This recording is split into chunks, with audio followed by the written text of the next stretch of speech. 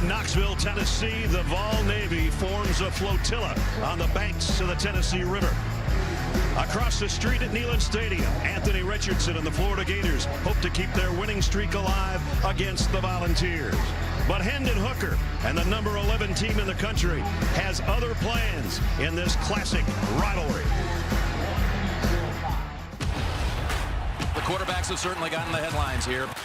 There is so much electricity inside Neyland Stadium. Manning, long pass downfield. Touchdown, Tennessee. Werfel, end zone bound, touchdown. T. Martin lofts it up. Touchdown! No, sir. Pandemonium reigns. Fourth down a yard. Tebow for the first down. Yes! Man, oh man, is that guy a load. Lee fires the ball to their Dallas Baker. He's in for the touchdown. Oh, man. Dobbs fires. Wide open Juwan Jennings. All the way to the checkerboard. The streak has ended.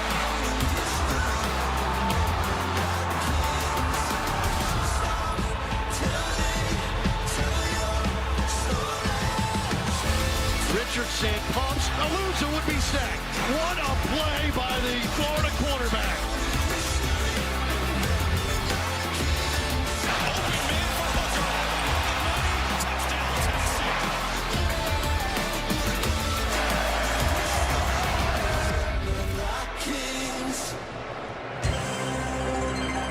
And with that, we bring you to a checkered Neyland Stadium in Knoxville, Tennessee.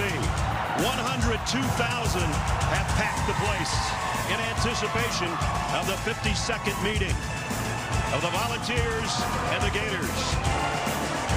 The Home Depot SEC on CBS. What a scene. Number 20, Florida. Number 11, Tennessee. Set to have at it in front of a packed house.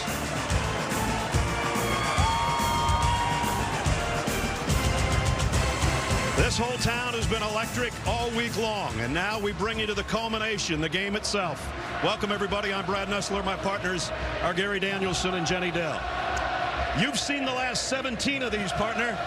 16 of them went in Florida's way. But today we get that big game feel now for both teams. It does feel a little bit different, though, because Tennessee, I think their fan base, their football team, everybody who follows this team feels they're the better team today, but it's still 1-16 against them. They've got to exercise this Gators right out of it. Well, in our open, we talked about some of the great performances in past years from quarterbacks, be the Heisman Trophy winners or Hall of Famers. And now we got a matchup of quarterbacks. One is doing very well, one is struggling. Let's start with the very well first, and that's Hendon Hooker. Yes, a year ago he started his first game against Florida, and from then game on, he has just taken off. I mean, he brings a package of athletic ability, but in the Josh Heupel offense, you got to throw it, and he has been throwing it as well as anybody in college football.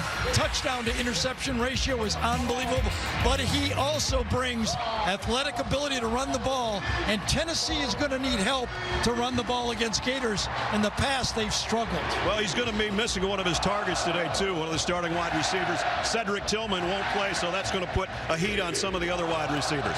On the other side, let's talk about Anthony Richardson a little bit. In the Kentucky game, after that one was over, he took all the blame on his shoulders for his 2-1 team. We lost, and I feel like it's completely on me. A lot of people are saying it's not, but I feel like it's on me. I played terrible. I didn't do anything that would have helped my team. I tried to lead, but I don't feel like I did that pretty well tonight. It's just, you know, I'm just trying to let everybody know what's going on, and I take full responsibility of the loss.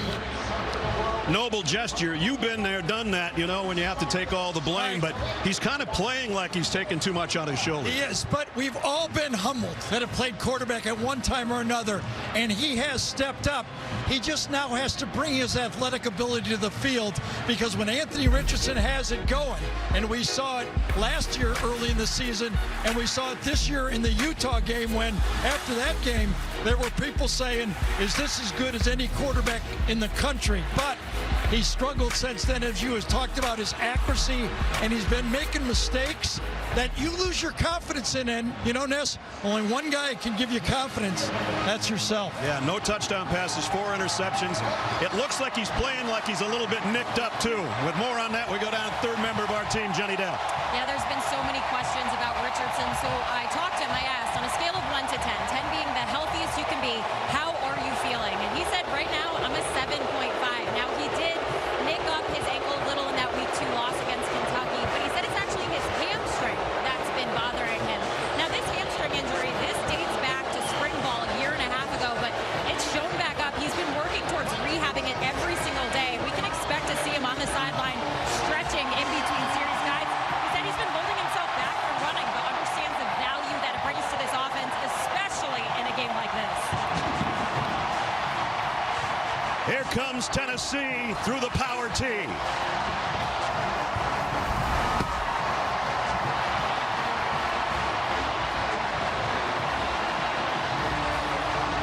Not an empty seat in the house, and it's already deafeningly noisy in this place.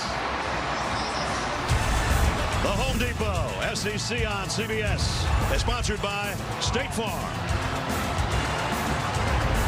Invesco QQQ. Dr. Pepper. And by the Home Depot.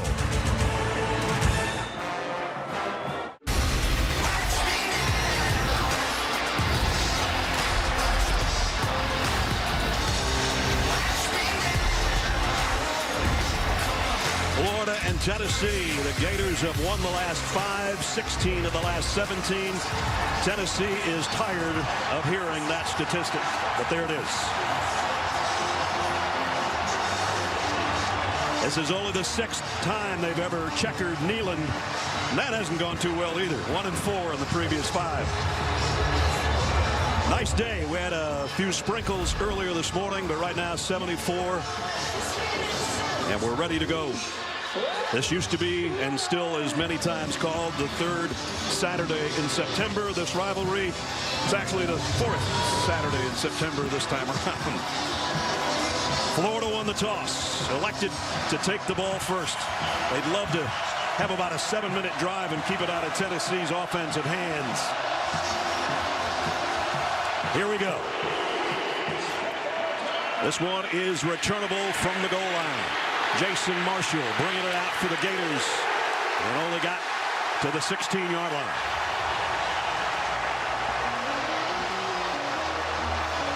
Take a look at our Papa John's starting lineup. And it all starts with the guy Gary just talked about, Anthony Richardson.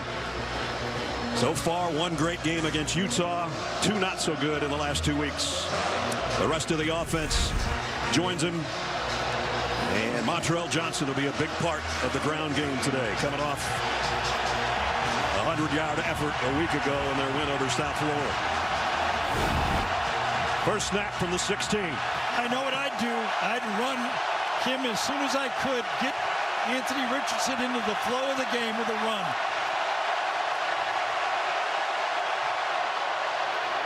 And a quick slant and a first down. Well, that'll give you some confidence, too. The RPO started out.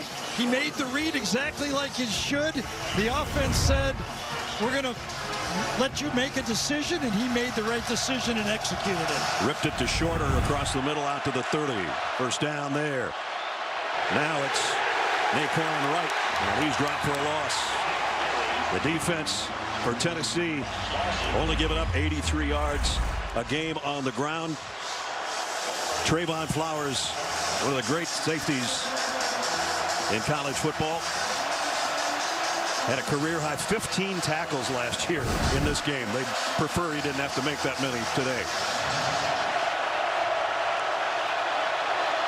Second down and 12. On the RPO, Richardson has time and now running out of it, and he's going to throw it to the sideline. He had time, but that Tennessee secondary reacted and closed all the avenues to throw. Little quick tempo by Florida, play action pass, but look at nobody, no space.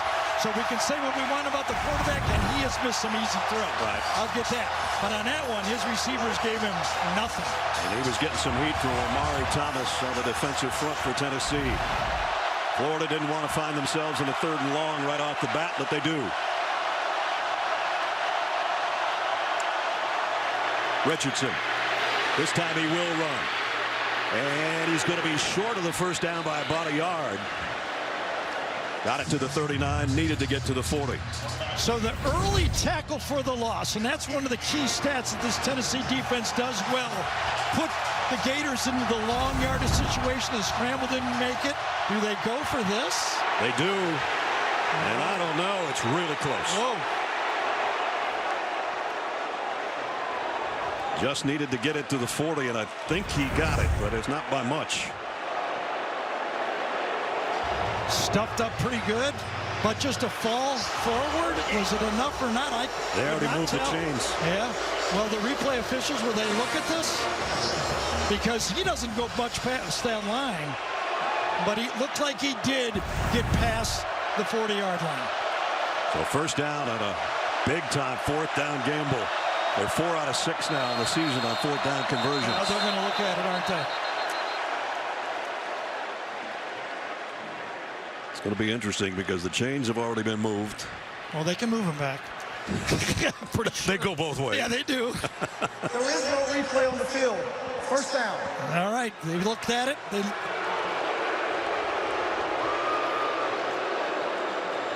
And the truck is telling us that was an accidental buzz down, that they had already determined it was a first down. And so 1st and 10 for the Gators just across the 40-yard line. Montrell Johnson in there flanking Richardson.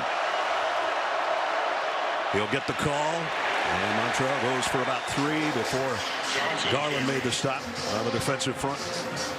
So we had the long scramble on 3rd down, 3rd and long, and then the sneak was stuffed to begin with, and then one push from behind by Wright is what did it, right? Naquan should have got part of that. Exactly.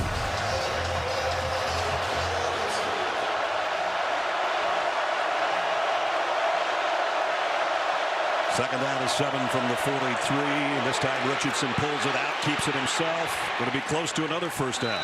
In fact, on the tackle by Tank McCullough, I think Richardson might have still been on his back and rolled forward. Yeah, that's what he said. He looked around and goes, nobody got me down. This is a zone read keeper following the block that time by Zanders.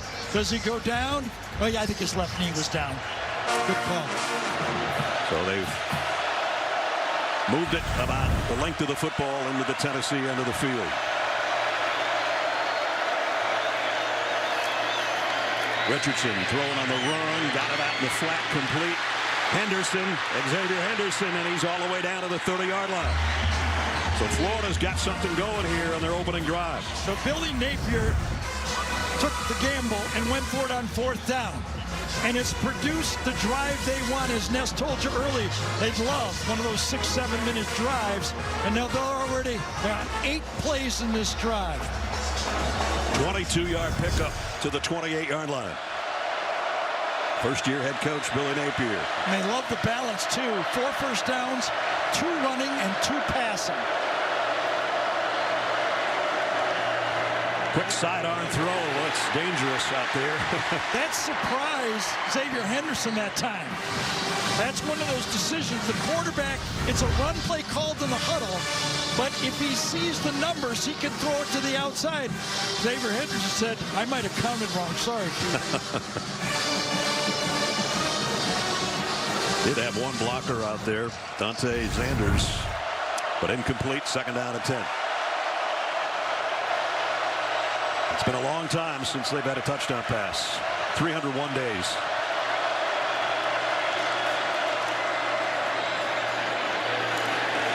And only about a yard gain on that one. Yeah, see, that's what the Tennessee defense is going to, early in this game, send the message. The running backs for Florida have been their weapon in the run game. They're going to say, we're going to challenge you to throw the ball and run your quarterback. We do not want those running backs to be hurting us early in this game. They picked up a 3rd and 12 earlier in the this drive. They got 3rd down and 9 here. Let's see if they spy anyone to help on the quarterback scramble. It helped them last time on 3rd down. They didn't have anybody looking for the quarterback.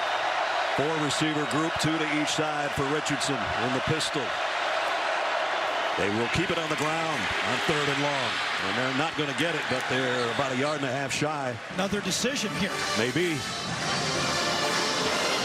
4th and a yard. Do they take points, or do they say we're going to try to pick it up on 4th down? I think Coach Napier said, let's go. We did it once. Let's do it again. I mentioned on the season they've tried it 6 times. They've been successful 4 times, including earlier in this drive. But this one's a little bit longer. Almost 2 to go on 4th down. Now you're going to hear the crowd. He's practically giving up 3 points to eat the clock for 7 points. Let's see if it works out. Tight ends on both sides. Richardson's all by himself in the backfield. He'll keep it. Trying to break tackles. He's going to get it. Lost a yard. Tennessee will take over on downs. Ness, you said I was here for a lot of them. My very first game, Florida, Tennessee, was Tim Tebow's first game. And 4th and short, he made them all that night. Well, he's got number 15, but he's not making it that day like Tebow did. Here's another look from ground level. Tennessee's defense finally stiffens at the last moment on 4th down, and their offense will take over when we come back.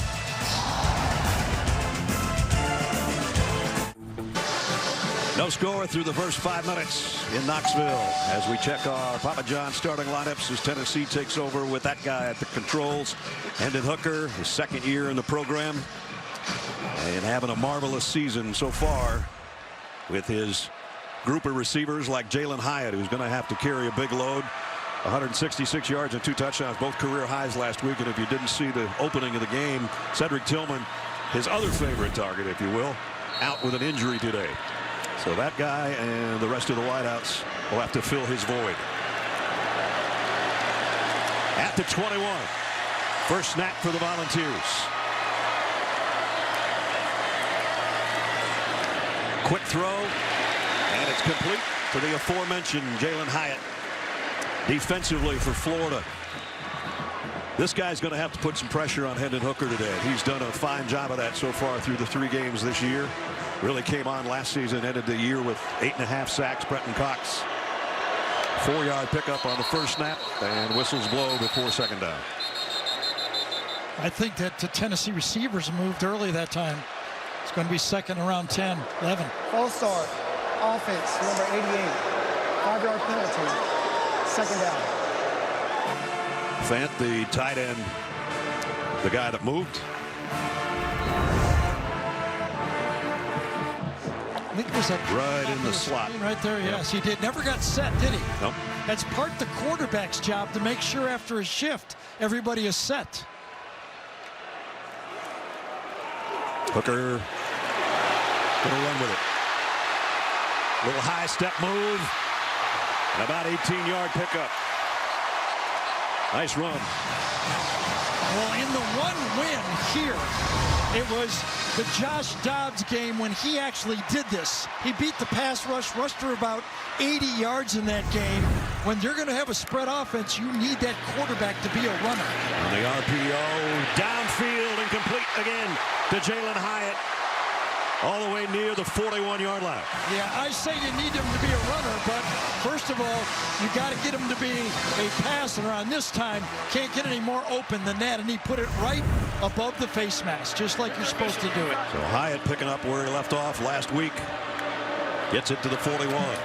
Straight drop this time, late pressure, high throw. Could have been caught by Hyatt. And Hooker, they finally got some heat on him right as he let go of the ball. I don't know if it was late pressure. It was coming, and he had to get rid of that ball. A little bit of a delayed blitz, but he was coming hard. Ventrell Miller coming inside. Good that he's playing kind of a quarterback of the defense. He's been nicked all year. Moving Brenton Cox around, by the way. He's now on the left side over here of the offense. And we got motion again. And flag down. You saw that graphic. They haven't scored on an opening drive against Florida since 2009. False start. Offense. Number 76. 5-yard penalty. Second down. Spraggins, the right guard, the guy that moved. He's tilted out a bit, looking to his right. I don't know if it was him or not. No, I actually think it was Mincy, number 54. I do too.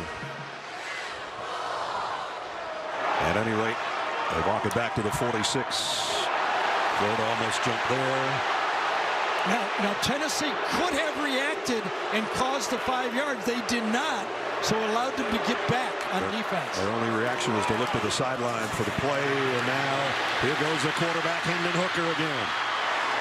Got it down to the 33-yard line. See, Josh Heupel loves all of that play. Your quarterback being an athlete, not there, run. He likes it. He likes it. He doesn't like it right at the end when he doesn't slide. You're going to like that one, too. First down. Ooh, big hit, though. Went down hard, but he's okay. Pops right up at the 25 as they go with their tempo. Yes, and that is a staple of this offense. They're one of the fastest teams in college football running plays. Hooker throws the out, the 20, and the ball is out as well, and Florida's got it. Complete to the tight end, and then he coughed it up. I think it was Fant again, number 88, a delay to the outside. They call it a smash route, and it was punched loose by Miller, number 51, coming across. And that's a new thing. You see it in the end.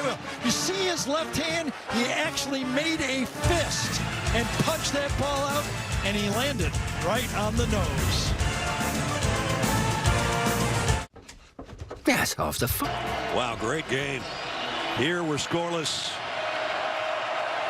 as Florida's taken over on the turnover and the fumble recovery at the 12-yard line. Trevor Etienne is in the backfield with Richardson. Richardson sidearms it out, completes. It'll be a first down and then some. Xavier Henderson out to the 30. Let's take you back to the turnover and watch the left hook from Vontrell Miller here. Boom! Right on the button, huh? Great shot. It really is. And the recovery, Trevez Johnson. And on this one, it was a great shot by the quarterback, Richardson, running out. He was under duress. Threw that one with a rusher right in his face and made the play. So first down at the 30.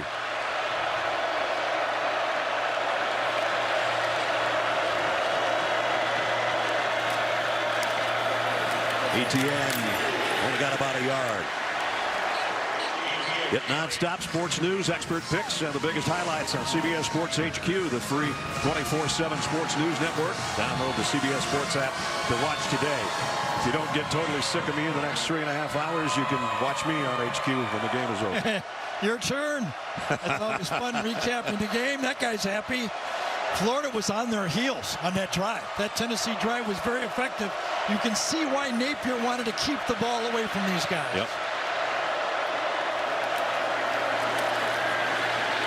Richardson has time.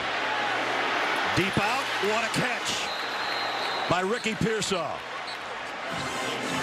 Boy, that had to be right there or would have been intercepted. But what a route he did. Watch him sell it going inside on this one. Comes in, really runs it hard, flashes in, and then the ball's laid up. There was a lot of people saying that Anthony needed to put more touch on the ball. He did on that one. And now it's Etienne who goes for 9 more. And Florida, for the second time, rumbles their way into Volunteer territory. Isn't it funny how everything works better when the quarterback is throwing the ball accurately? Yes. The whole offense looks smoother. Short yardage, Richardson keeps and slides and has a first down. Coming in to this game, when you looked at the numbers, you like the 5.6 yards per rush, but you don't like the 5.5 yards per throw. And still looking for a touchdown pass. Well, I don't really blame Coach Napier for not running Richardson a lot. He was nicked, as Jenny told you in the open, and the backup quarterback position is very inexperienced. Right. So he tried to get by Kentucky, South Florida. He didn't. Big mistakes cost him, but he's running them here. Richardson, a little bit of pressure, rolls away from it, throws on the run, and he had a man open, but it's incomplete. Whittemore was open in the corner of the end zone. I think he might have been over the line on that play. Ball was right on the 35-yard line. I think his foot might have been behind it. This will be reviewable whether it's got to be your whole body and foot past the line of scrimmage. Illegal forward pass, offense number 15, throwing the ball beyond the line of scrimmage. This is going to be pretty easy for the replay official. Ball's on the 35. Was his right foot behind the line of scrimmage? I think that's okay. I think it's going to be okay. I really do. I think they're going to reverse that. That is reviewable. Mickey Haddock is a replay official. One of the few penalties that can be reviewed and overturned. Obviously, when he lands, he's 3 yards past the line of scrimmage, but as Gary said, I think his right toe is behind the line. there's where he plants his right foot. Gene Steratore, our replay expert. I mean, our officiating expert. Gino, what do you think? You know, but I think Gary did an expert job on describing it. The right foot, to me, is behind the original line of scrimmage. I was watching the officials, too, that are positioned on the line of scrimmage to see kind of how they covered it in real time. And you can see the official right there who had gone down the field by about a yard or two, trying to work himself back so that he could get a proper line of demarcation there to see where it was. Gene, ruled illegal forward pass, but I think they'll overturn, Gary. Gene, interesting. The official right there didn't call it. The one on the far side of the field, 50 yards away, is the guy who called it on that play. And you know, I will say this, Gary, mechanically, that's the proper procedure. Really, the official where the quarterback is rolling to, he should kind of retreat behind where that runner is coming, where the off official, who really doesn't have a lot of activity in front of him, he should then hold that line and be able to make that ruling as it relates to the quarterback in the line of scrimmage. Scott Walker is our on-the-field referee, taking the headset off. Will give us a call here in a second. It is close, I'll say that.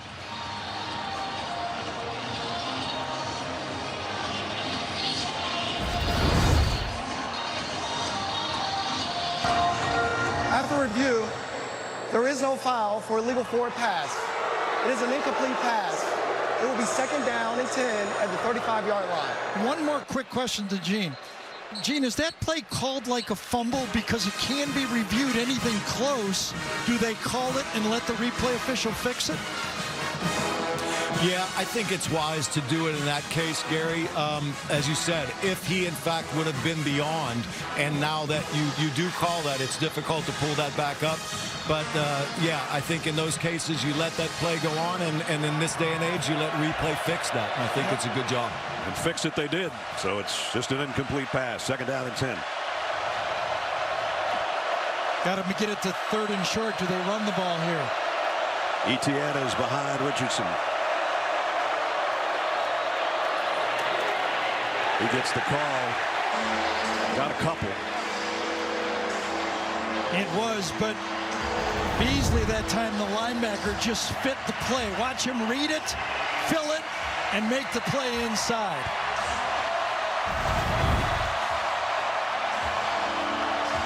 Another third down and long. Florida's had a few of them here in the first quarter. That has 5 minutes remaining. The trick in spying on a running quarterback is you want to eat a blocker as you spy and then drop off and look. If you just stand there, you're wasting a player. Richardson looks left, comes back right. Overshot his intended receiver, Justin Shorter.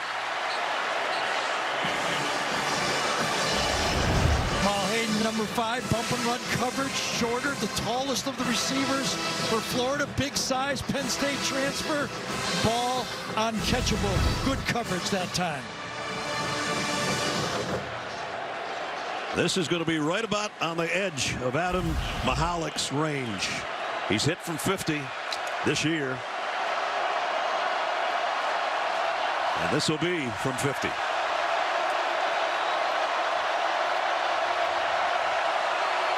Mihalik, former walk-on, from 50 yards out, kick on the way, no good.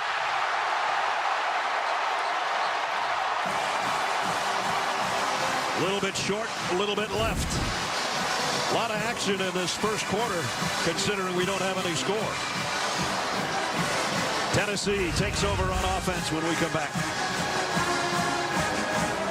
Come back to Neyland Stadium. We are scoreless. We'll get back to the game in just a second. Now, September is Prostate Cancer Awareness Month, so that gives us an opportunity to pay homage to Mike Slive. He was the commissioner of the SEC from 2002 all the way until 2015. Slive passed away from complications of prostate cancer in 2018, but one of his lasting legacies was creating this foundation that bears his name. Since 1 in 8 men will get prostate cancer, the goal of the Mike Slive Foundation is to eradicate this disease. And with early diagnosis, it's nearly 100% treatable. On Thursday evening, the Mike Slive Foundation held its annual Beyond Blue fundraising event, and basketball coaches Andy Kennedy, Bruce Pearl, John Calipari, and many more were there to support the foundation. And guys, you're seeing both head coaches wearing this pin today to honor Mike Slive, but really also to join in the battle against prostate cancer. Yeah. Mike Slive, great gentleman, and Prostate Cancer Awareness Month, September. If you haven't had your PSA checked, fellas, go do that. It's a good idea. Trust me. Here's a throw out in the flat. Complete, nice move. Jabari Small with a big gain out of the backfield. Yeah, but the blocking outside is what really did it. He made him go out there and clean it. That was Hyatt at the slot. Jalen Hyatt, they cleaned it up. Hooker rips one to the outside to Hyatt. They'll get about 7 more. Boy, this is a well-oiled passing machine, isn't it? It is. We saw it, as I said, the opening game, Hendon Hooker, when he broke in as a starting quarterback against Florida. But right now, boy, he's a confident football player. Jabari Small's got the first down as he crosses the 40 to the 39. And remember when that last drive against Florida, they had Florida's defense on their heels. It was a fumble, a punched-out fumble that turned it around. Hooker going to get swallowed up this time. Finally got to him. He waited a little too long, and Shamar James flies in there to make the sack. Well, we talked about this Tennessee offense just picking apart Florida, but on this time, nothing there. Maybe to the bottom of the screen, but eyes were right that time for Hooker, and he did not see the open receiver to the left. 4th sack of the year by the Florida defense has put the Vols back to a 2nd and 16 at the 45. Yeah, that time Small goes in motion as a indicator whether it's man or zone, and then the play is called afterwards. Hooker stands tall in the pocket. Complete out to Romeo Keaton. So that's when we talked to Hendon on Friday. He said his goal was to be quiet in the pocket. Coming off of a sack, he still maintained his composure and delivered a strike to the outside. And then Keaton, one busted tackle, first down. Says he likes to watch film of guys like Randall Cunningham, who used to be called in the pocket. And here he comes out blasting out of the pocket. Just like Randall Cunningham. A little bit. So far in the game, the only player for Tennessee to have a rushing attempt has been their quarterback. Another first down inside the 20 of Florida at the 18. Now a little stutter step and driving forward.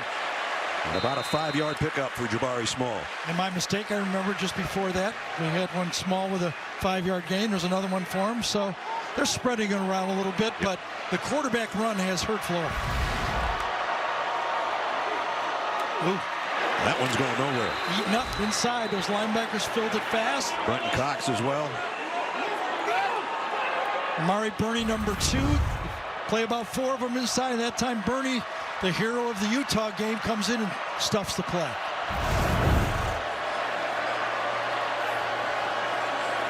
So 3rd down and 6. And a rarity. Tennessee taking its time. Little different look in the past. You could almost expect or count on a blitz from Florida. They play more bracket coverage now and blitz less. 3rd down and 7. 3 wideouts to the bottom of your screen. Everybody has a look to the sideline. Here comes a blitz. Down the middle, in and out of the hands of the intended receiver, incomplete. And it was Jacob Warren, the tight end, who got a hand on it but couldn't hold it. And it almost looked like a conceded completion right here, didn't it? Put on right there, big bubble, a lot of space. You knew where the ball was going, but it was not accurately thrown, and that's why it was incomplete. Rashad Torrance really closed quickly on what Gary said looked like a wide open catch. It was, and if he put it right on his numbers, it would have been, but he allowed Torrance to make the play from behind. Chase McGrath will try to break our scoreless tie from 32 yards away, and he tucks it inside the left upright. Good. So it took almost 14 minutes for somebody to get on the scoreboard. Tennessee looked like for sure a couple of times they were going to score touchdowns. They have to settle for a 32-yard field goal. Want to get pumped for today's game? Just tell Siri, play the Today's Hits playlist.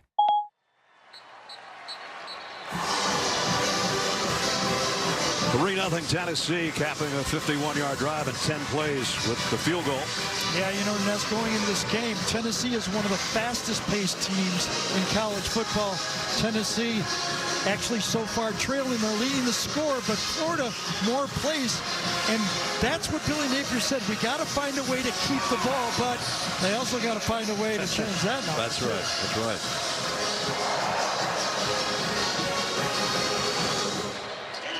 Jason Marshall, Trevor Etienne waiting the kick of Paxton Brooks. 2 third-down plays, a fumble and a poor pass have been the stoppers on both of those drives.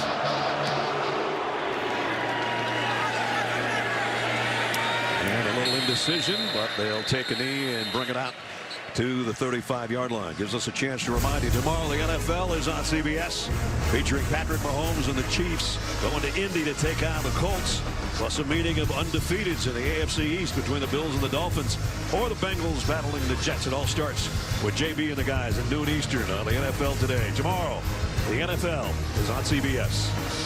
Does it not feel like Anthony Richardson is more comfortable here on the road than he was at home? Way more. You know, just feeling that Florida crowd, you know, and being a hometown guy, he just looks like he's playing today, playing ball.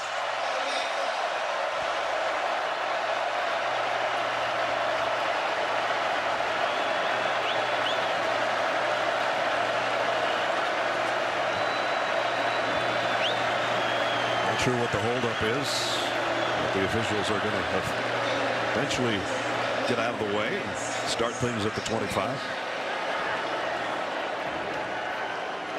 They made an announcement, but I didn't hear it. Boy, we could hear it when we were here yesterday. Yes, we could.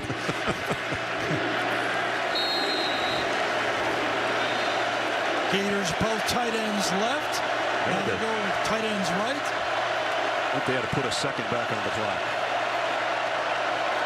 On the 25, Richardson pressured, throws late, throws incomplete. Intended for Keon Zipper. Decent protection. Time to throw the ball just at the end. He gets a little bit of push from Thomas. This Florida offensive line, they feel it's one of their best they've had. So look behind Naquan Wright and Anthony Richardson. The big fellas up front, second down and 10. It's Henderson all the way in motion across to the bottom of the screen. Richardson going to run it here, get what he can, and out of bounds around the 30. Bring up third down and 5. So not only did Anthony Richardson come into the season maybe with still mending that quad injury, then he had that hard hit in that game right on that ankle in that Kentucky game, and then with the weakness at backup quarterback, Florida was hesitant to call runs. Right. And I think they need the design run game for this offense to work for Florida. Of course, he had that hamstring injury last year too. He's had some issues in the hamstring area here early in this season as well. Third down and 6. Throw complete. First down. Got it out to Zanders. Talked about this veteran offensive line for Florida. Watch them pick up the stunt right here, coming around. Be patient on the offensive line. Inside, inside, inside. Yes, you got it, White. Nice job, Ethan White, number 77. Don't chase. One guy leaves, another one usually comes to replace him. Remember, they're being taught that there's a scrambling quarterback. Everybody's got to have a lane, so be patient. Somebody's coming in your lane. Naquan Wright back to the line of scrimmage. That's about it. Dominique Bailey made the tackle as our first quarter comes to a close. 52nd all-time meeting between the Vols and the Gators, and at the end of one, it's Tennessee by 3.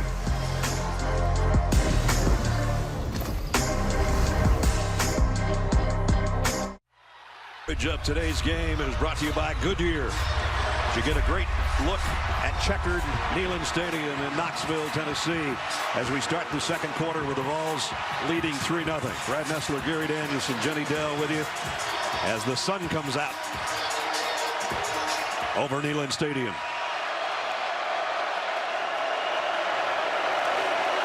Anthony Richardson on a quarterback run. Boy, puts his head down and plows Trayvon Flowers with him for a good gain out to the 44. Yeah, Trayvon Flowers is a safety, but he's not used to tackling a guy like that. 240 pounds. Yeah, exactly. Makes third down a lot easier right now on Richardson's run, 3rd and 2.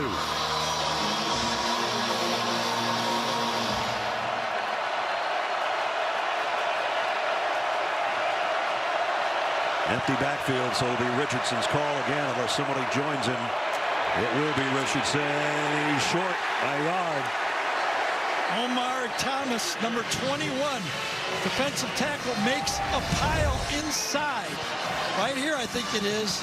Watch him make a pile. Then it's forced bounce outside and then cleaned up for the stop. Byron Young makes the tackle. He bounces off and brings Richardson down a yard shy. If he does, this is the third, fourth down attempt of the game. They got one of them. They failed on the other. 4th and a long yard here. They look confused. Are they going to have to take a timeout because the receivers are not ready yet? Play clock winding down as well. They do get the snap off. Richardson. Yeah, they took a timeout, didn't they? They had That's to. a smart one. The receivers were running over, looking around. They had no idea what the play was or even where to line up on the play. So we'll take the timeout as well and see if Coach Napier decides to go on 4th and 1 again.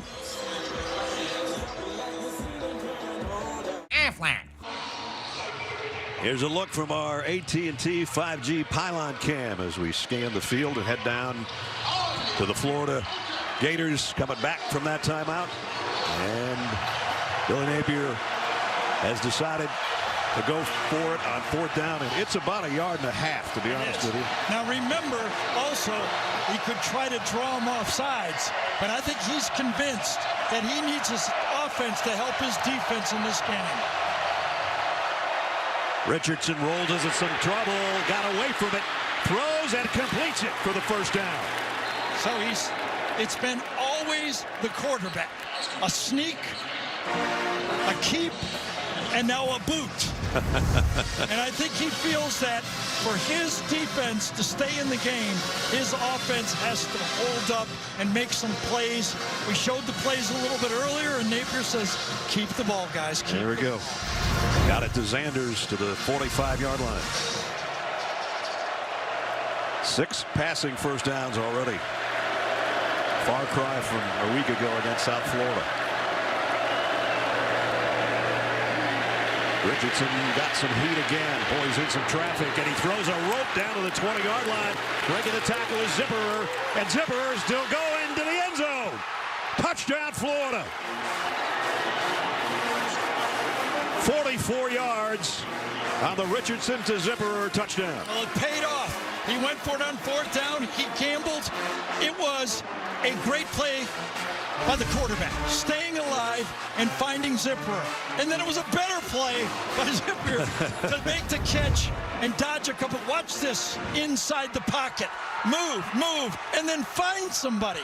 When you're in the middle of that mess, you find a receiver, and boy, not only 1, 2, 3 times he gets away from ball tacklers. That was one heck of a run after catch by Zipperer. The extra point is up and good. Well, first, Anthony Richardson doing what he does well, moving around in the pocket. And then what he hadn't done well throughout the season, finds Zipperer for the first touchdown pass of the year. And it's a 7-3 Gator lead.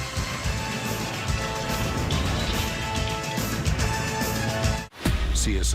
Back in Knoxville, Florida has taken the lead 7-3. Good news, you can now enjoy every episode of TV's new #1 comedy, Ghosts, catching up on demand or streaming on Paramount Plus. And new episodes return this Thursday at 8:30, 7:30 Central here on CBS. Good looking drive by Florida, 75 yards in 8 plays. Anthony Richardson made some big plays, and so did that guy, Keon Zipperer, junior out of Lakeland, Florida, on the receiving end of that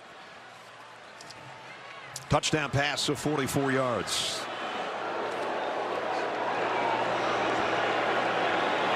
Mahalik on the kick, and fair catch called for by Tennessee. They'll bring it out to the 25. 2 big plays on that drive, Gary. Yeah, how about the confidence in a struggling quarterback? Okay, first the 4th down play, the 3rd of the game. This time he says, you're going to have to make a play with your arm. He does it half arm, half legs. Now, usually when a quarterback is struggling, once you flush him, you really can't get him to throw. But look at this time. Instead of just looking right here and here and here, he actually gets his eyes downfield. That's when you know you're doing it at a high level and you're playing free. He was playing tight before, just looking at it, but now he's stretching the field and making the plays.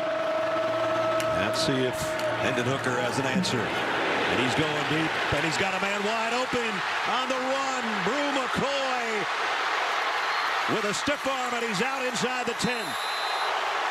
Boy, just inexcusable for the Florida defense this time. Not much trickery. McCoy's in the slot, and he just goes long, and no one covers him. 70-yard pickup to the 5. Tennessee in one play threatening, and they pick up a couple there. I mean, what's the answer for this? I mean, just line up right here, and he just goes long. I mean, watch this. Just runs right by the Florida defense. What are they thinking? Nobody home. They were home. They just didn't do their reads. Well, he did. Hendon Hooker, touchdown.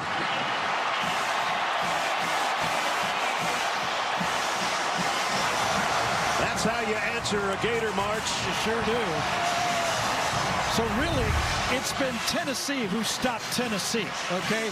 The great punch out on 3rd down fumble, and then they get a bad pass on the other 3rd down, but Hendon Hooker's been on. Florida works so hard to get a touchdown, right? And then you hand them one. You just hand them one. That's what Billy Napier will tell his team. Guys, it's too hard to beat them the right way. We can't help them. The grab. Extra point is good. I tell you, you give a crap to Hendon Hooker right now. The way he's playing quarterback, he's going to hurt you in the pass and the run. His 3rd rushing touchdown of the year, and the Vols are back in front. We got the sound to make you say, oh, yeah. Tonight on CBS Sports Network, catch a battle in the Mountain West as UNLV takes on Utah State. Chris Lewis and Robert Turbin bring you that one. That's followed by San Jose State hosting Western Michigan. Carter Blackburn and Dante Whitner will bring you that one. That's all on CBS Sports Network tonight. Brew McCoy, the transfer from USC, a 70-yard catch that got Tennessee down close, a career long for him. And Hendon Hooker did the rest from 4 yards out. 10-7 Tennessee. Ness, I got here. When we got here, I went right up to the booth, And Brew was more open than I was, and there was nobody here at the stadium at that time. When I walked over, more people around me than Brew McCoy that time. First touchdown pass of the season for Florida 2 drives ago. As I mentioned, the long ball. And Gary was the only guy more open than McCoy. Now let's see if Florida's got an answer again. They'll take a knee a yard deep.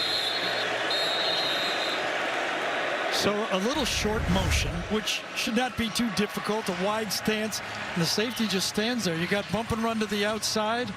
Safeties lets him go right back, and Torrance, who's in the middle of the field, has to clean it up, but 70 yards later.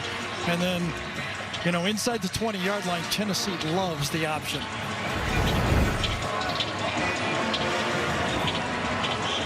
Now Florida out at the 25, just under 12 minutes to go in the half.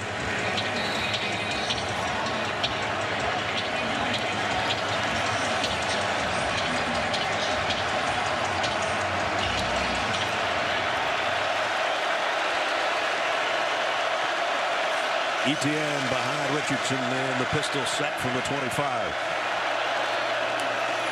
They fake it to him. This is the same kind of play that he got that big first down. This time throws late and into the dirt, incomplete, as we check in with Jenny. Yeah, Coach Heupel said there's not a louder place in all of America than Neyland Stadium today. And there's definitely some communications down here on the Gator sideline, guys. Coaching, they're having to constantly repeat themselves. Players having to get up and move right next to their coaches to hear them. You can't even hear yourself think down here. I'm telling you, before the game, we had to go and we were doing our hit with Zook and the guys. We had our hand mics in hand and decided we couldn't hear them well enough, so we had to put our headsets on. So I know exactly what you're going through. Richardson, low throw, but complete to Whittemore. Yeah, but those are the ones he's been missing, the easy ones. Hook pass, 12, 14 yards downfield. He's been missing it. Haddon, that looks like, isn't it? Yep. Kamal Haddon is the guy that's down. Let's see if we can see anything as he turns back. I don't think he was in the picture there. That wasn't even on the play. Good job by Whittemore to get down low, get his hands under that pass. Be a first down. And we'll check on Kamal Haddon when we come back.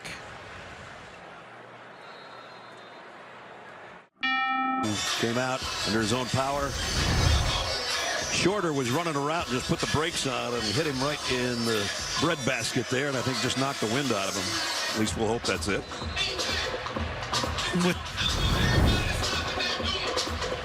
Gonna have to come out for a play no matter. Yep.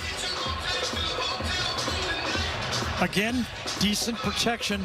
The combination of Richardson breaking the pocket, feeling the pocket like the touchdown pass and moving around has given good protection to him. Just the one sack.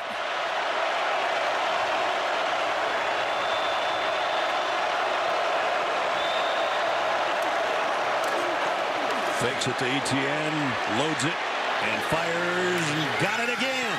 Complete to Pearsall. And fires is the word. That's what he has, that ability. Top of the screen, receiver, going to be a bootleg action, but that's the matchup to the outside. And Pearsall gets by him, a double move to the outside, out and up, and that ball wasn't more than 15, 20 feet in the air. It was a rocket. First down at the 20. No gain on that one.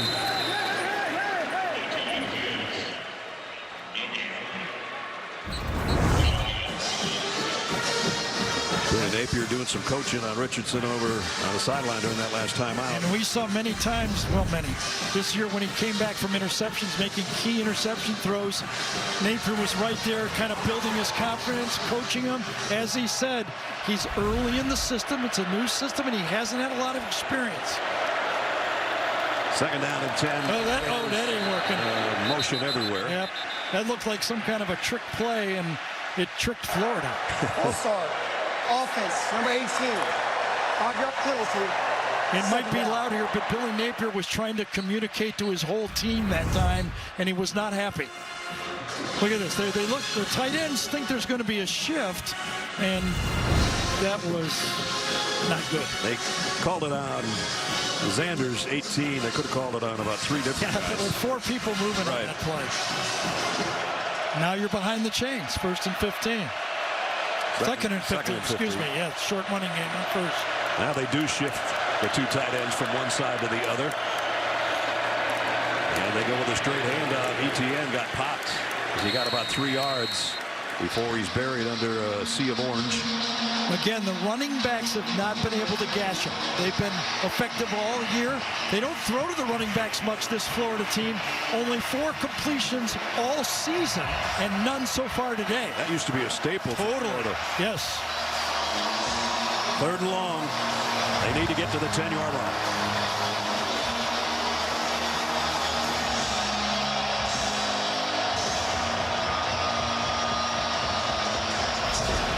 Florida's been facing a lot of zone in this situation.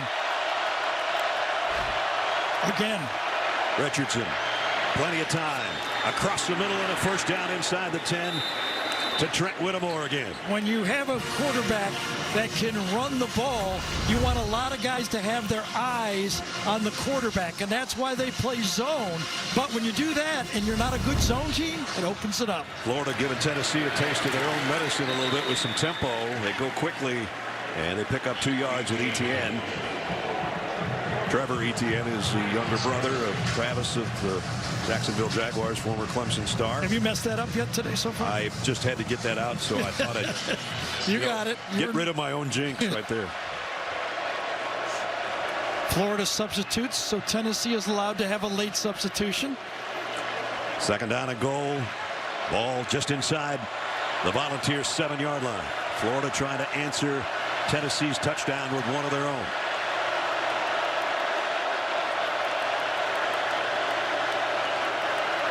Richardson to run all the way, trying to get to the edge, and does. Walk in, Anthony Richardson, touchdown. Boy, you talk about getting the edge and getting it fast. A late shift to the outside, and they just get it around the corner. Good job by Barber.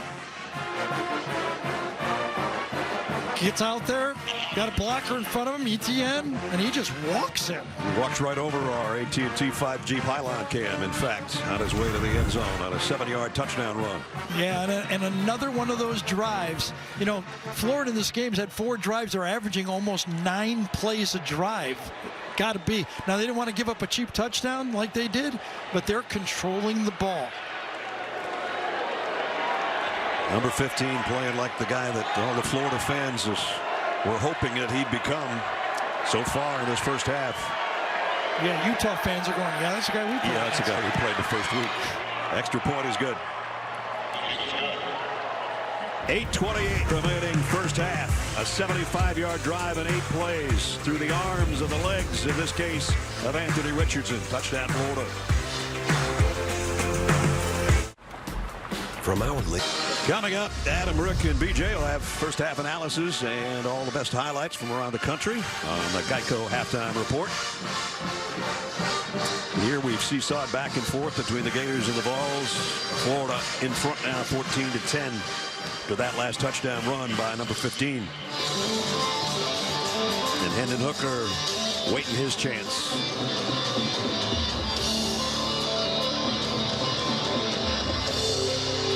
Mahalik with a kick, and a fair catch taken at the 7-yard line. Now it's time to do Project Smarter, presented by the Home Depot. When you're building a program, you need a support staff usually. Yeah, and Florida's got themselves a support staff, don't they? Yeah. This is modern football, and they've got 100 supporters. The football players are in the front. Now, how about your day? My day, we had 4 of them. And we had 3 first-round draft picks, and they never talked to me one time. 4 guys. 4 guys. Yeah. Well, there's some of the support staff of Tennessee on their sideline. Yeah, Florida's got a bunch of them. Hendon Hooker on the run. Got 7. Brought down by number 7. Well, this high-tempo Tennessee offense has not been able. One of the reasons is they had a short drive and a turnover. They had a 70-yard play. But the Florida defense has only faced 20 plays in this game so far. And this is going to be another good play by Chris McClellan, number 7. made the last tackle, and this one's a tackle for loss. Yeah, you got to make a pile in the middle of it. Can you make a pile inside? They do, and then you chase it down from the backside. Freshman from Tulsa, 300-pounder. 2 big plays by him, who's forced a 3rd down and 5 here for the Volunteers. Yep, that's a number 7 at defensive tackle. That's the way they do it now, right? That's right. Makes him look slim. Yes, it does. At 300 pounds, you need to look slim.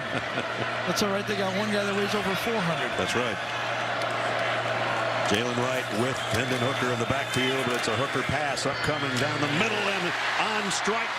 And it's Jalen Hyatt again. So you got to have the running back help you in those situations. Florida brings a linebacker, and Jalen Wright takes it on and allows the pass before Bernie can get to the quarterback, Hendon Hooker. 19-yard pickup. Hooker looking for more. Completes it again. This is going to be a 1st down to Brew McCoy. As you hear the chants of Brew. Had that big 70-yarder earlier. And the transfer from USC, another 1st down. Yeah, that's the real challenge. We talk about the guys all the time with the ball, but if Florida's guys without the ball, that defensive line don't get the quarterback, they're in trouble. It's a tough 4 yards for Jalen Wright.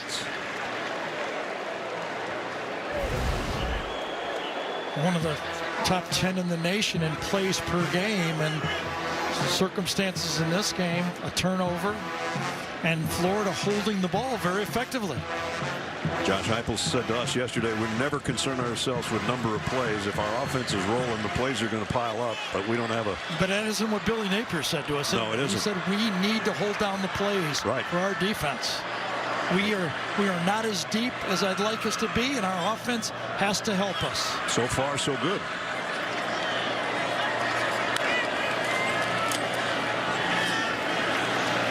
Trying to follow the blocking, and it's not going to go anywhere. Nice job to stretch it out. The Florida defense just kept heading toward that sideline. As a guy matures, and Brenton Cox, watch him. In his day, people thought that maybe he just wanted to rush the passer. But watch this time. Watch his effort. He plays the whole play, chases it down, and goes the whole. That's what the scouts look for. They know he can rush the passer. Will he play every play? 3rd down and 8. Got that bear look. 3 defensive linemen inside with the 2 edge rushers, a 5-man front. Up front with the linebacker sneaking up to make it 6. Hooker. He'll run and throw late. Incomplete. He had his man wide open. He did. And Jacob Warren. So Hendon Hooker's a basketball player, and that's just like playing point guard right there. He's dribbling down the court. Watch, he dribbles to his right. He draws the defense, keeps his eyes downfield, and should have used the bounce pass. He almost was a bounce pass. That's the only part he didn't do right. Yep. To get it to number 87. Be a 50-yard field goal from here. They're going to go for it on 4th down. 4th down and 8. Got to get all the way to the 25. And now maybe they're going to think about it, or is Florida going to take a timeout? Florida takes the timeout. That's their 2nd of the half. With 5:21 remaining, we'll take a quick break with them and be right back. With 14-10 Florida with 5:21 remaining in the first half as you look in on the Tennessee River and Neyland Stadium.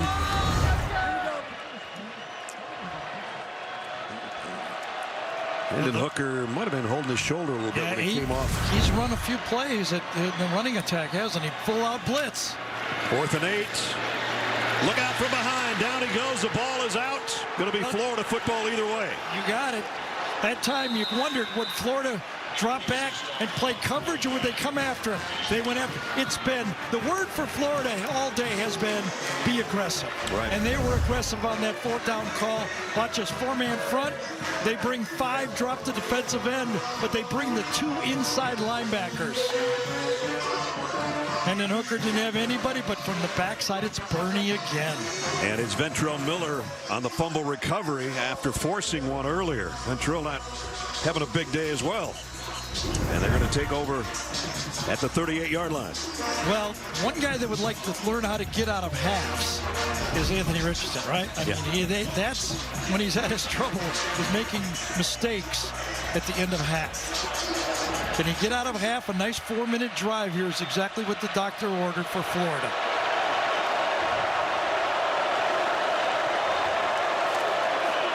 They blitz. Richardson throws wide, incomplete. Intended for Henderson. So remember, he ran the ball right up the middle on one of those plays, took it out, and kind of seemed a little uncomfortable before that 4th down play pass, and this time he heads right to the 10. Favoring his right shoulder, or maybe just his sternum. I don't know exactly. He was knocked out of last year's game. That's right. You mentioned that earlier. Doesn't want to get knocked out of this one.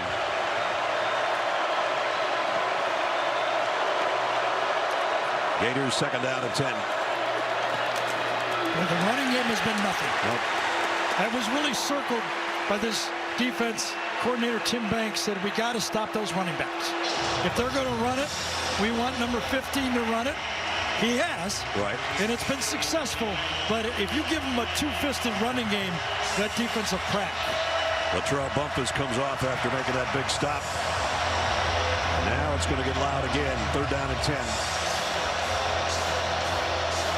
Let's see if the Tennessee pass rush can clean up the quarterback, who's been so good at feeling that pass rush, both scrambling and finding the receiver after he moved up. They're coming after him. A stunt up front. Richardson throws complete. 1st down to midfield. Stepping out at midfield, I thought, was Justin Shorter, but he did get the 1st down. So how about this Florida offensive line? It's a veteran offensive line. They sift to the right side, pick it all up. Number 15 feels the pressure from his right, just slides over. I was just going to say. Slide, and throw. He did it perfectly. Working together with his line. He knew where the pressure was coming, and he bought him some time. 1st down back in Tennessee territory for Florida at the 49. Tough for that Tennessee defense. Last drive to the touchdown, they converted 3rd and 12. That one was 3rd and 10. Richardson again steps up in the pocket a little bit too far in front of Pearsall. Yeah, that was a nice job. Again, moving up in the pocket just a bit high. I would not call that inaccurate, though. No. Could have been perfect, but you know, what do you want? This might be the play we're hearing that he might have got hurt. Again, he's running the ball aggressively and gets driven into the ground on his right shoulder. That was that first big play that McClellan made. Yeah, that's totally the play, no doubt about it. At 305 pounds that we talked about, right on the shoulder of Hendon Hooker as they landed. Meanwhile, Florida trying to get more points before halftime. 2nd down. And again, the ground game goes nowhere. A loss of a yard. Yeah, that time it was Elijah Simmons, number 51, getting that penetration into the backfield that blew that play up. Well, here's another 3rd down and long. Florida, all their drives have ended on Tennessee's end of the field. They do have 2 touchdowns off a couple of them. Still have plenty of time here not to give the ball back, to just relax and snap it. Gimmick play. Yep, gimmick play did not work. And smartly gets rid of it, throws it over the bench. The offensive line never moved on the play. Trick play all the way. And now they're going to give the ball back with 3 minutes to go. Watch the offensive line snap. They never move. Yeah. 3rd and long. That's a bit too gimmicky for me. And Richardson took a pretty big hit, too. His head and helmet bounced off the turf back there. This is a first punt of the day. I think Anthony Richardson and the Gator bench wanted roughing the passer. I didn't catch it. I had my eyes downfield, but reading the body language after, I think they were really arguing for a roughing the passer on that throwaway. Jeremy Crawshaw. You look behind him, set for the punt.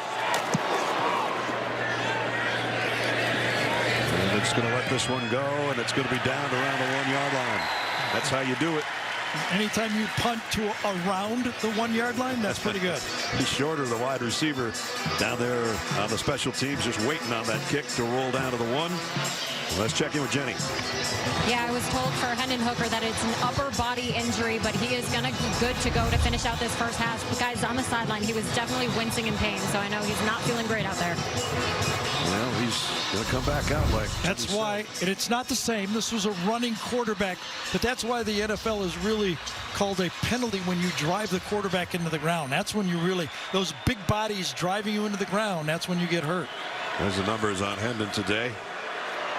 The touchdown was on the ground from 4 yards out. Now he's in his own checkerboard end zone. And a short gain, not much there. Jabari Small. Gators take him all the way back out into the back of the end zone.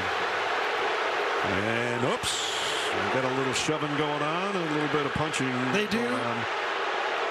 No flags yet.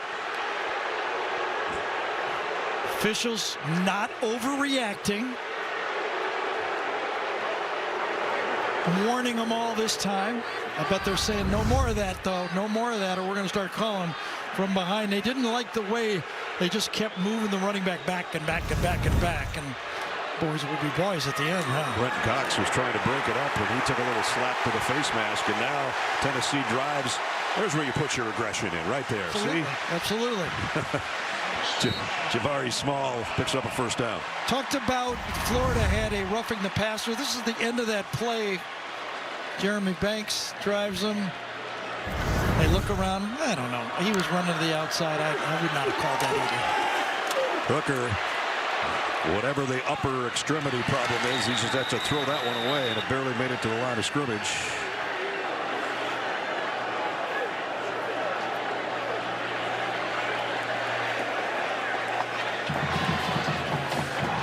So second down and 10. Even though he was outside the tackle box, you got to get it past the line of scrimmage. I think it bounced right about where the line of scrimmage was. Tennessee's got all the timeouts remaining. Still a minute 42. Look how wide this split is. That's a staple of this offense for Josh Harper. Using all the width of the field. Oh. Wow, what a hit that was. I guess who? Metro Miller. Florida happy to have him back because this is what he can do. Cox turned it in. Miller cleaned it up. Timeout. Meet Zach. His work life. Minute 33 remaining. Florida wanting to force Tennessee to punt has used its final timeout. CBS Sports proudly celebrates Hispanic Heritage Month. In Knoxville, Tennessee, a minute 33 remaining in the half. Keeping with the theme of Billy Napier coming in aggressive, taking a timeout with third down to go here. Another aggressive call. Challenging his defense. And hoping they can stop this 3rd and 10 and force Tennessee to kick. Yeah, Tennessee has all three if they pick this up. Need to get out to the 22-yard line.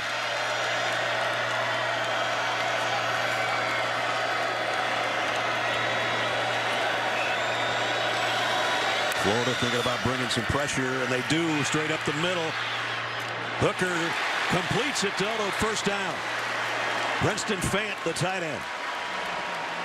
Well, that time they had Brenton Cox in the middle at the linebacker position, not his normal defensive end position. Pressure's there.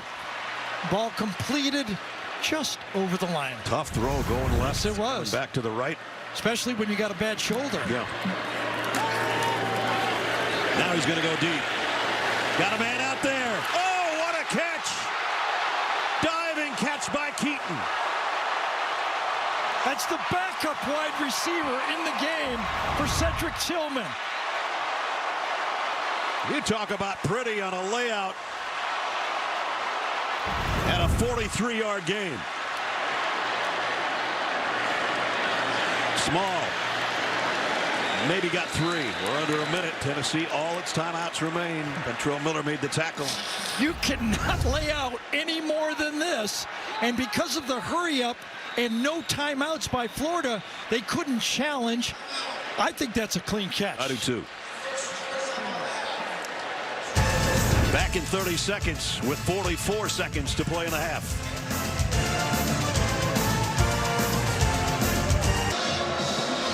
(14-10), Florida in front. But Smokey and the Volunteer fans are thinking there's going to be more points for Tennessee before halftime, because Hendon Hooker, whether it's a bad shoulder or whatever, he rips this one. And Ramel Keaton lays out at the 35 on a 43-yard game. That is beautiful, isn't it? It sure was. 2nd and 7 now at the 32.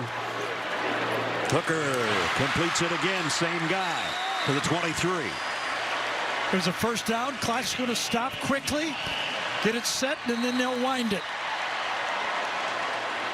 First down at the 23, the Gators. Hendon Hooker looking for more. Completes it again. This one's to the tight end, Princeton Fant. Yeah, and that'll force a timeout by Tennessee. The tackle to keep him in bounds was a big play by Florida right there. Tennessee's down to 1 timeout remaining. Well, we said Napier Campbell, right? I mean, on 3rd down, he said, I'm going to stop it. I'm going to challenge you to make the first down. They did. But this time, they've got the drive. They own it. And remember also, Tennessee gets the ball to start the second half.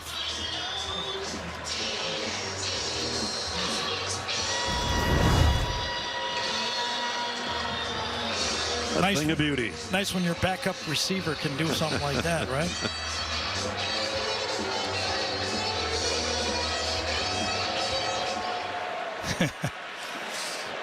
Cedric Tillman out due to injury.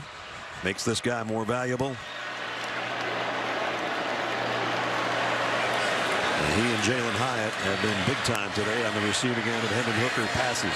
Last time the running back was open in the middle, went out and angled in. Will they go back to him? That would be Jabari Small. Look at all that space in the middle of the field because of the wide splits. And Small going to flare out of the backfield. Hooker's going to take off. He sees open space. He takes it and he goes down inside the 5. And now we got a little skirmish between the quarterback and the man that made the tackle. The clock will stop for the first down, and then they will start it. Remember, you could ground the ball, but there's plenty of time here left. You've got a timeout. 1st and goal. Small. Only a yard, maybe not even that much. Now they'll take a timeout. Now they'll take the timeout. There's plenty of space. Playing combo defense, and you've got room to run if you're the quarterback. And Hooker throws a little bit of an elbow on the bottom of that pile right there, like, get off me. And that started the skirmish at the end of that play. He and Trey Dean face mask to face. Yeah, and that's usually the process there. When one team is trying to slow down the clock and make the tackle, they hold on, and the running back or quarterback's pushing to get up.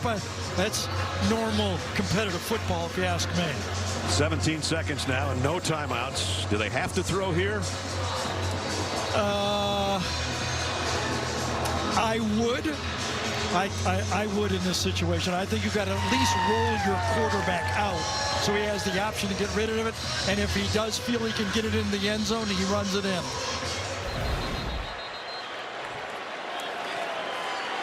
Today, the Volunteers 1 for 3 in the red zone for touchdowns. They're looking for one right here. Would not be afraid to go with the fade pass out here. The way Keaton went up and caught that ball, it would not. Hey, look at nice split. Plenty of room to the outside to throw the ball to. Jason Marshall is out there guarding him, and now Keaton's going to come in tight. Everybody in close from the 3-yard line. The throw over the top has hit this upright. They're going to call holding that time inside. They were trying to do the pop pass to Fant, number 88, and Florida held him. Get it condensed and watch it. They grab him right there. Good call. Pop pass, not there. Holding. Defense, number 2. Half the distance to the goal. Automatic first down. So it's about the 1.5 with 12 seconds left. Still dangerous to run the ball here to get off 2 plays. You still got to think, to me, roll out and where it's run pass for your quarterback. If you run it inside, you could get burned. Empty backfield. Now they switch and get the tight ends on each side. 12th play of the drive. Hooker. Here's the rollout. There's the throw. There's the touchdown, Tennessee. Brew McCoy on the receiving end of that one.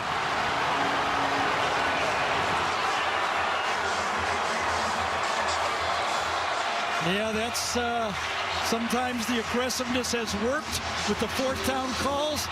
That time, he saved just enough time to get a long drive by Tennessee, and Hendon Hooker, made him pay. You talk about a drive before halftime. Try 99 yards in 12 plays to regain the lead. Hendon Hooker's in the tent. He's got a bad shoulder. He gets there on the 1-yard line and takes him right down the field. Chase McGrath to try to give the Vols a 3-point advantage with the extra point is up and good. Hendon Hooker doing his thing. Throws a strike to McCoy. And the chance of Brew go around Neyland Stadium. Vols back in front.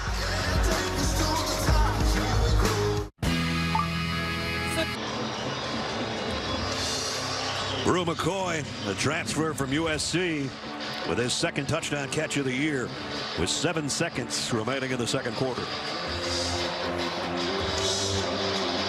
Can't do it much better than that. How about, it's a pretty good game here. Both quarterbacks have thrown for over 200 yards in the first half. We opened the game about this being a quarterback day. It is, right? Yep. Now Florida looking for a miracle return.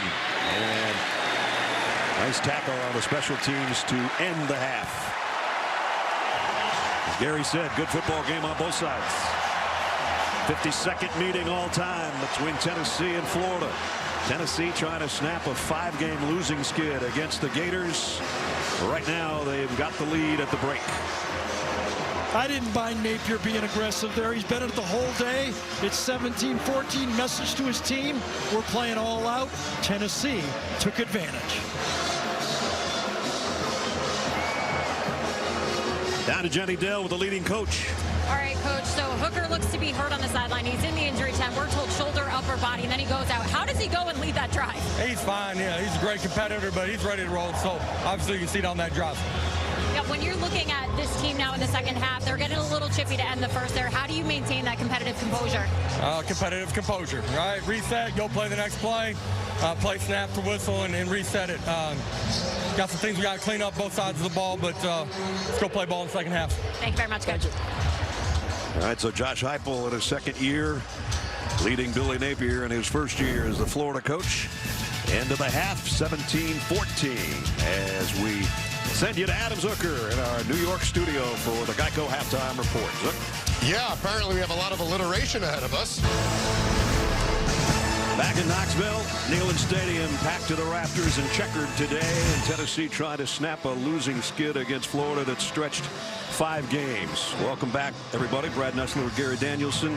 A little over 2 hours ago, we opened up the show with all the great matchups over the years between quarterbacks in this series. We got 2 pretty good ones playing today, too. Yeah, both threw for over 200 yards. I always judge a game like if I was home, when I stick, I'd be like, I'm going to watch the rest of this one. Well, I am too. We're going to do it together. How's that? Yeah, I think both teams competed hard. They made some big plays, a few mistakes, but that's the way I like to watch it. I'll tell you that. 3-point game here at the break, and Tennessee will get the football first to start the 3rd quarter. Both teams needed their quarterback to run the ball. Neither one of them could really run the ball with their running backs. They needed help with the QBs. And they're going to return this one from a yard deep out to the 27. And let's check in with Jenny Dell. Yeah, I spoke with Coach Napier. He said the goal was actually to be in the fight during halftime. He said, hey, we're in the fight, so that's a win so far. But he said offensively they want to take advantage of opportunities, especially in the short game, and defensively he wants to limit those explosive plays. He said no more mental errors in the 2nd half, guys. Yeah, they can't afford any more 70-yarders if they're going to beat these guys. They had a big mental mistake for a 70-yard pass and a beautiful play on a 70-yard pass that would be tough to stop, but 2 huge plays. So the Volunteers will snap it from the 27 to open up the 3rd quarter. Hooker on the RPO, quick slant, complete, and it's Brew McCoy again. And McCoy is closing in on 100 yards receiving, 248 in the half for Hendon Hooker. Anthony Richardson, a ground touchdown and one through the air finally. And here's a big opening. This is the first time on a run. Jabari Small, and he's on the run. Small all the way down to the 28-yard line. Birdie saved a touchdown. Great block right here to the right side of the line. Just turns him out. Darnell Wright opens it up, and that's the first breakout for a running back on a really clean block play. Quick snap. Hooker going back to the air. Got it out to Small. This time as a receiver, but no gain. Stopped by Trevez Johnson over there on the near sideline. Tell you what, when against space teams like Tennessee does, and they're as good at it as anybody in the country, you must tackle in space, and so far Florida has. Small got a couple. It's going to be third down and about 7.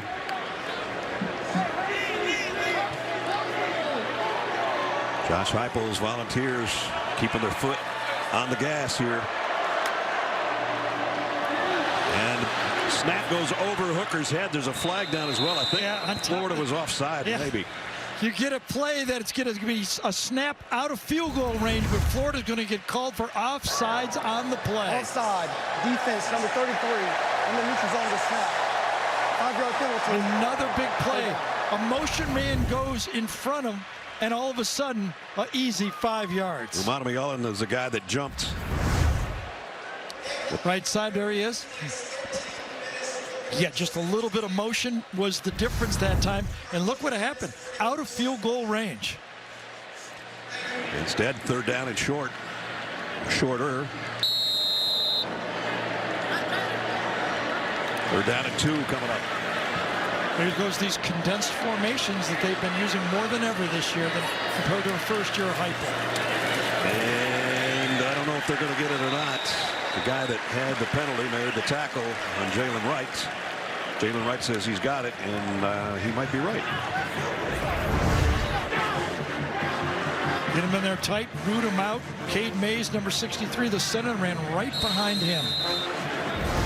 Yeah, they do move the sticks. Excuse me, it's Cooper Mays. That was his brother, Cade. That's right. And his daddy was a captain back in the early 90s here. So it's a volunteer family. Yeah, they're going to bring the chains out. I spoke too soon on whether they were moving them. They're moving them to the field to take a look at this. And he got it by the nose. So this opening drive of the third quarter for the Volunteers has them back in the Florida 18-yard line. Last year in the second half, Florida outscored Tennessee 21-0. But a big fourth down drop. Tennessee was still in that game.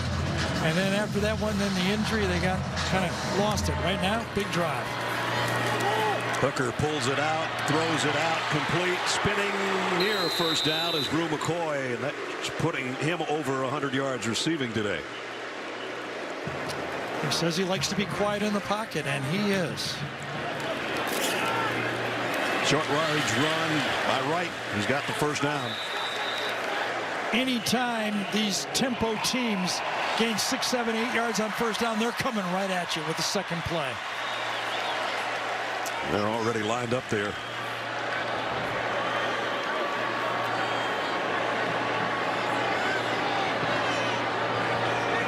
First and goal. Just inside the 7. Hooker lobs one. He had him. Yep. Incomplete. That was one he should not have lobbed. They should put a little mustard on that one to McCoy. He had Brew wide open, coming on the corner route right inside. Boom, breaks out. He's got it. Just too high on that one, right? He line drives that one. He's got him in the corner of the end zone. And he gets down inside the 10-yard line. Last time he hit the upright with an overthrow. That was a penalty, though. And that one was too high as well. Tennessee does a good job of starting their wideouts real wide and then coming in and then running the route from more space. Got 2 to each side here.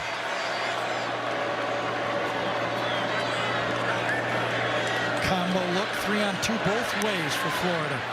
Hooker looks right now. He's going to run with it. He's going to coast in. Touchdown, Hendon Hooker. Got a flag down, however.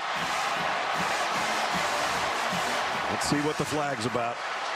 Gerald Mincy, number 54, turned around and looked like, wait, I hope you didn't see me do something, because he right away turned around to the official. Offense, number 54. It was 54. You can always tell the guy that has his hand in the cookie jar, can't you? Yeah, you sure can. So they're going to have to regroup, take Mincy 6 right off the board. here. Easy touchdown. Really didn't need to hold it all. It was a touchdown all the way, but just enough of a grab.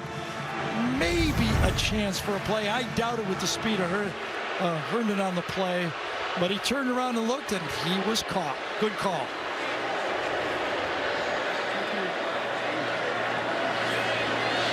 And that negates a 7-yard touchdown run by Hooker, and backs it up to 2nd and goal at the 17. Hooker throws in the flat. It'll be a touchdown this time. Jabari Small.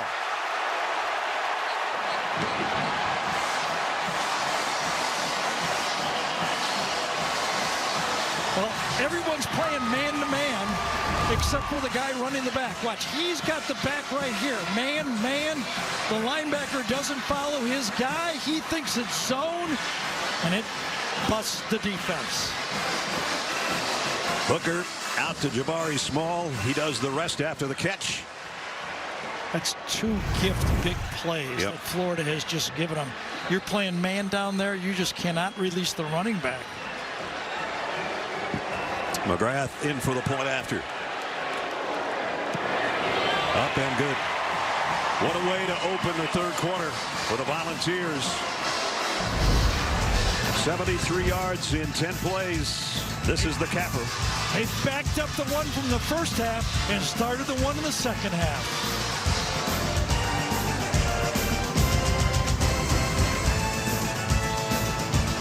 Save 10. Our aerial coverage of today's game brought to you by Goodyear. To look in at Neyland Stadium in Knoxville as it erupted a moment ago after Tennessee opened the 3rd quarter with another touchdown drive. Now lead by 10. In the last 5 minutes and 35 seconds there of playing time, 14 points for Tennessee. That's exactly why teams defer when they win the toss. They love that opportunity to go back to back.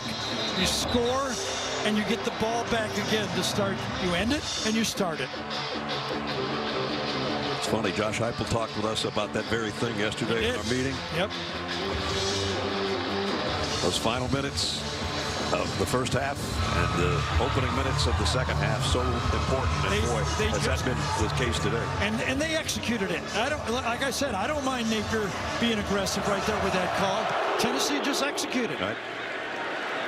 And they'll bring it out to the 25-yard line for Florida. And now it's time for our hometown connection presented by T-Mobile. Here's Jenny.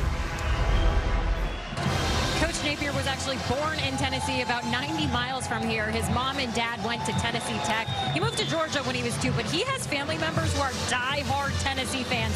I asked if they're here, who they're rooting for, and Coach said, trust me, if they're here, they're rooting for us. If they're not rooting for us, they're not at this game. I promise you that. So he got 13 tickets for his family. They're all wearing the right colors today, guys.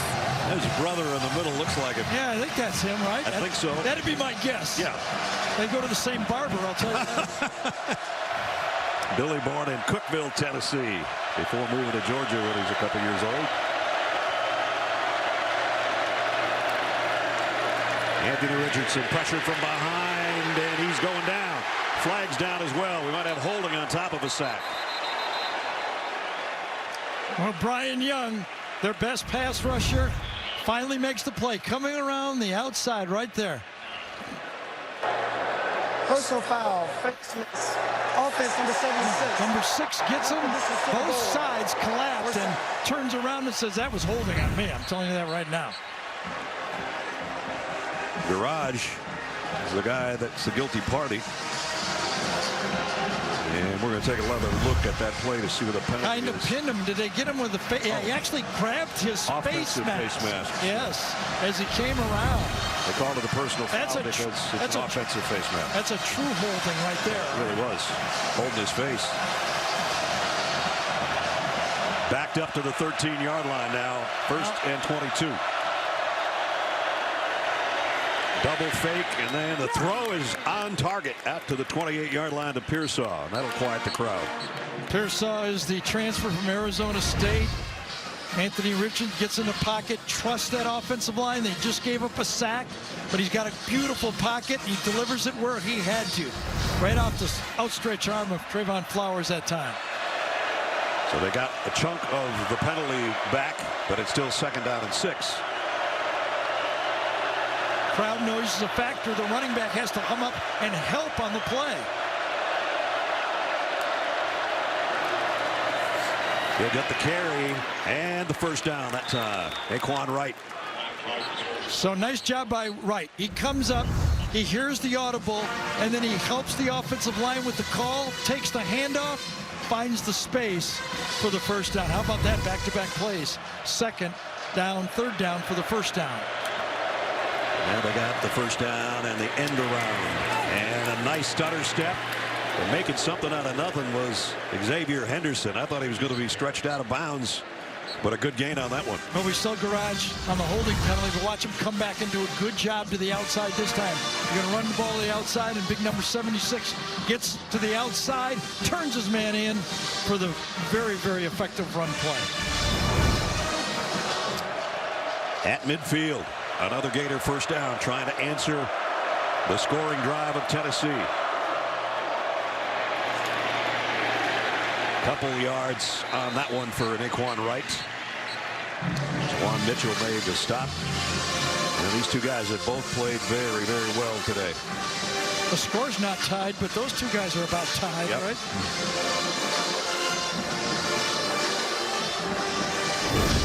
The tough part, the noise here, the communication for the offensive line, getting off on the snap. This is probably the easiest spot to be in around midfield. You get down from one end to the other, it really gets tough on you. Richardson scrambling around, throws on the run, throws a dart complete. Got another flag. Only a 3-man rush that time, Tennessee does, and are they going to get a hold out of it? Don't know if it was, hand to the face mask or a hold. Personal foul, hands to the face, defense under 6. Yes, it was the other way that time. 15-yard penalty will be added to the end of the run and includes an automatic first down. Austin Barber, number 58, is the guy who got to the hand of the face. Right over here to this side is going to be the action. Yep, right up there. Brian Young, number 6. Early in the pass rush. There's the shove to the face. Yep. So we had one go each way so far this quarter. Let's move the ball down to the Tennessee 21-yard line. And I'd be thinking almost, you got to be thinking 4-down territory right here. Trailing by 10. 4-down calls. The fake to Aquan Wright. Richardson rolls and now throws to the end zone. Overshot. Xavier Henderson.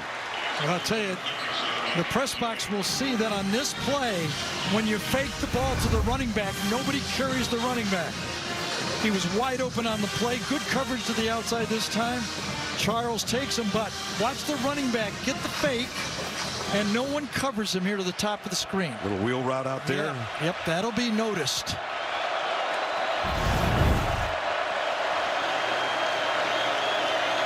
Empty backfield.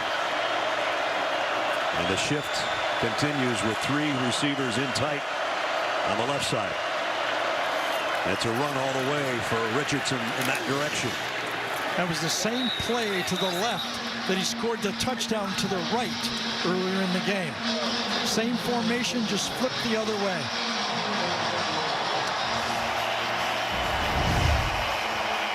There's the convoy in front. Good blocking, picked up 5 yards. Still needs 4 more for a first down. How close do you have to be? Because remember, field goal makes it a 7-point game. To go for it on 4th down.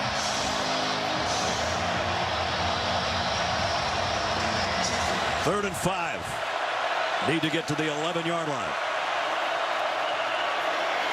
It's a run by Montrell Johnson out of the Wildcat, and he's short.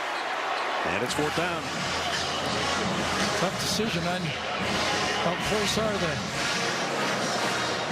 He's aggressive all day has been the word from the very first drive on. Well, he's going to go again. This is a long 2, is it not? It's more like 3. Again, field goal makes it a 7-point game. I would kick the field goal, but he's got a lot of confidence. Maybe he's dialing up the way the offense for Tennessee is going, thinking I got to have 7. They shift the tight ends from left to right. Play clock down to 3. Richardson on 4th down, throws, and it's caught. Complete down to the 6-yard line to Zipperer.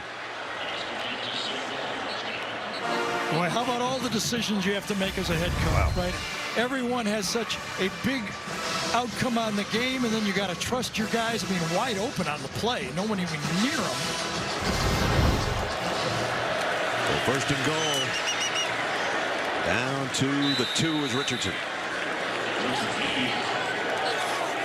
Crowd was rocking. Tennessee had gone back-to-back touchdowns. Now what do? Just keep playing football. That's what Florida has done. 2nd and goal at the 2. Driving in near the goal line. Montrell Johnson, but he's not in.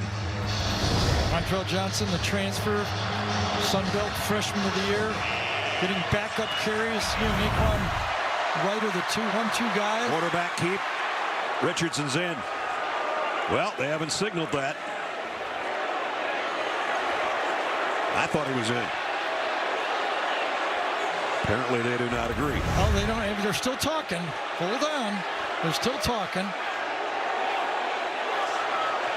From up above, it certainly looks like he's across the goal line.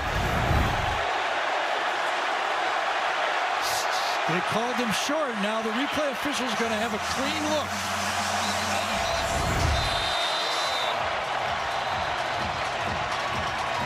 Well, I mean, how much farther do you have to get in? This is where you're really happy to have replay on a play like this. He loses the momentum, but I agree with you. I think he's over the line. I think they're going to reverse it and call in a touchdown. His knee was never down on the ground because he was on the back of all of his players. Right. Again, they have him collared, and I mean, he's in by a yard, if you ask me. But nobody's asking me. You're telling them, even if they aren't asking.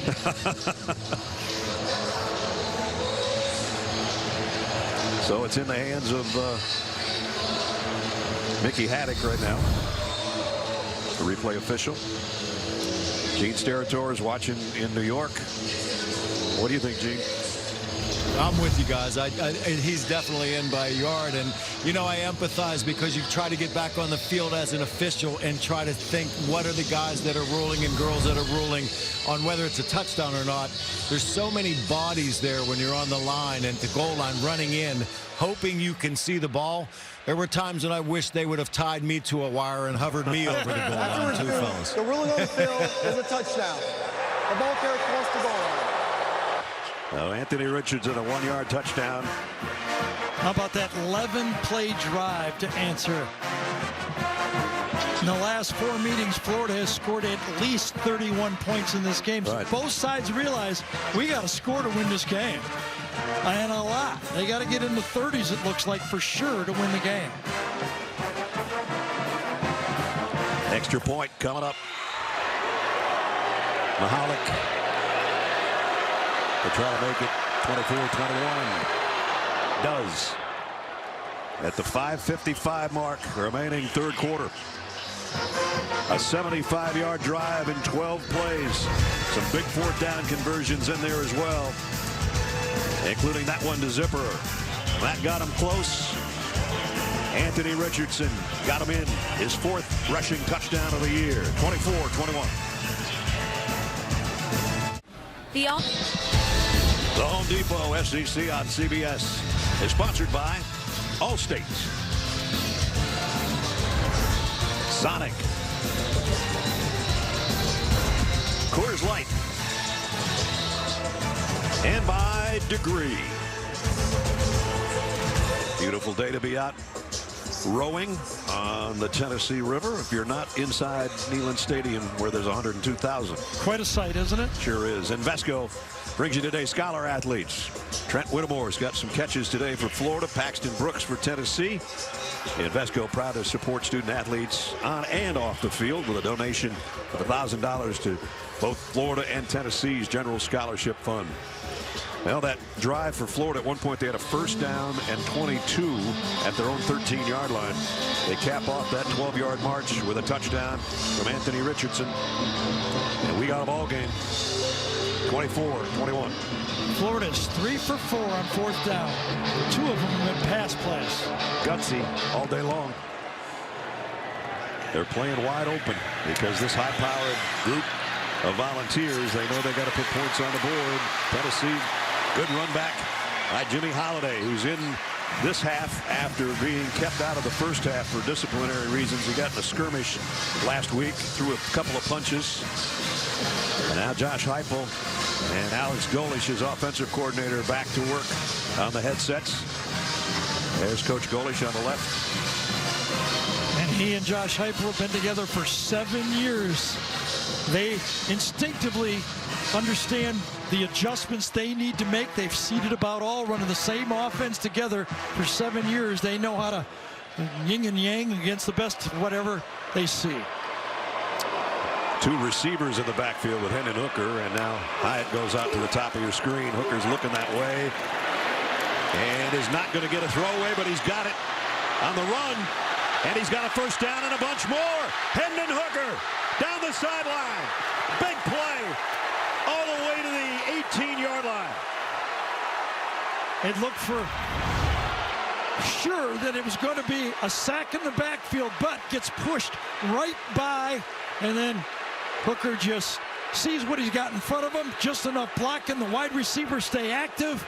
This guy's some athlete, some quarterback, isn't he?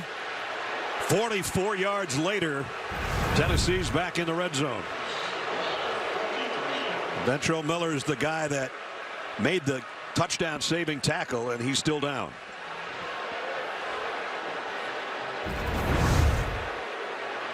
There's Ventrell coming, flying in, pushes Hooker out.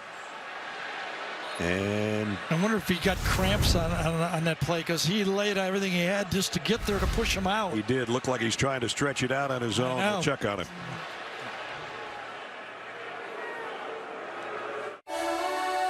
Ventrell Miller chugging Gatorade over there on the sideline, coming on after a cramp and chasing down Hendon Hooker on that long run.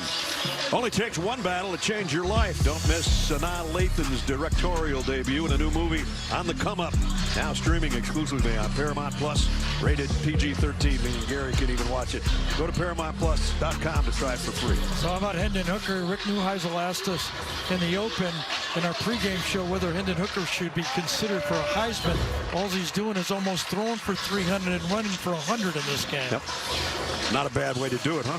110 on the ground, almost 400 total. And he's got his team.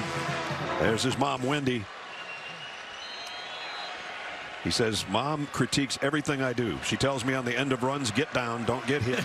He doesn't listen to that. But she says, everything else. Watch your feet in the pocket, square your shoulders up, do it the right way. He's doing it every way so far. And down the middle, did it again. Inside the 5 is Princeton Fant, the tight end. I asked him, what did he need to work on? What did he work on in the offseason? He said, fundamentals, quiet in the pocket, push with my right foot, accuracy. He's doing it all. First and goal. Maybe a yard for Jabari Small. Amari Burney is the guy that made the stop, but they've got it at the 1-yard line. So I think if Billy Napier would have heard that in the middle of the third quarter, 52 plays, he'd be happy. But boy, they're moving the ball with the 52 plays. The push to the goal line. No signal yet. Going to be down a little bit short.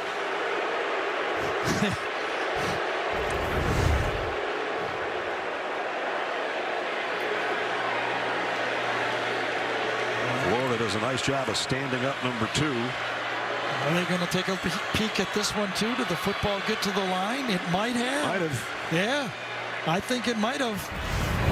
We could have back-to-back replays on both sides of the field here. I'd have to take a look at that if I was in the booth. Because you never know. The next one could be a fumble, a snap, or something.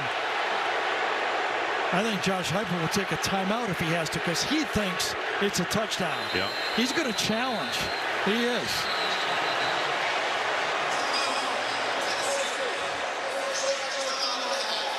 So they announced a timeout. Gene Steratore is with us as we take a look at it. This one's tougher to call, if you ask me, Gene, than the other one. Yeah, I agree, Brad. Yeah, and and I think there's more bodies kind of in that rugby scrum feel as well. But I think if you watch after the initial stop, you do get that push. And although we may not see the ball from the high shot here on the wire, you can tell that that portion of the body has made it. This is a really great look from the opposite high end zone. I feel like he's in, right, by a good half yard on the play. And I think Gary makes a wonderful point is, listen, you've got to review this play because you don't know what's happening on the next snap. Yeah. That was him. If this ball's broken. Yes, yeah, exactly. Gary. I think the ball was above the line. I think it's a touchdown. Darnell Wright, number 58, got that last push. But, that's why we have replay here. Right there's the best shot. Gary circled it perfectly down the line. Because his hands are in front of his head and his head's in, so the ball you would think is along with him. They keep pushing from right the back behind, and I think they push him over the line. If that is the case, it's going to be a 1-yard touchdown run by Jamari Small.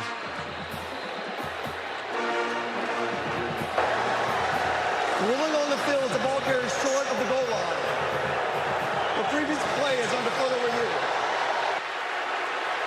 All right, so they finally make the announcement that they're going to review it. Billy Napier is hot over there. He just got a 15. Well, now interesting. If it's short, it's going to be a 1-inch penalty. If they score, it's going to be a 15-yard penalty on the kickoff. Oh, Billy.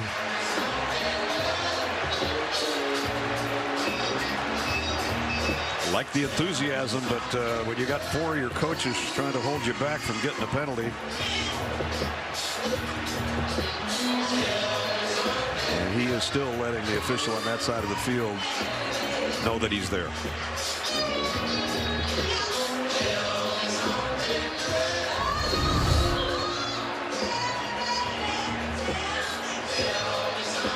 Let's go and let's go.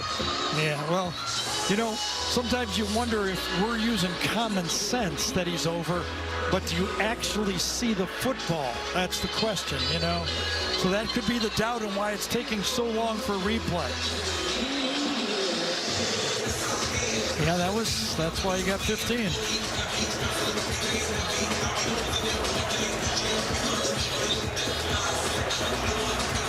I think we got the best look down the line that you could possibly get, right? Here's from the pylon. This can't help, can it? Don't have any idea where he is. We paid for those pylon things and we're using them. That's right. Look at that right now. By golly. That's right. This is the best shot, I think. Absolutely. Man, I think it's clear. He's right there past the line. Yeah.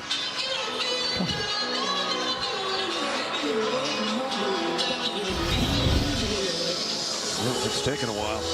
I will have to say, I do not see the football at all. I think it's underneath his arm right there, but it is called short. So maybe that's the ruling. Unless he's carrying the ball on his back. I don't know. Interesting. Here we go. Oh, this is a talk after the talk to the replay booth.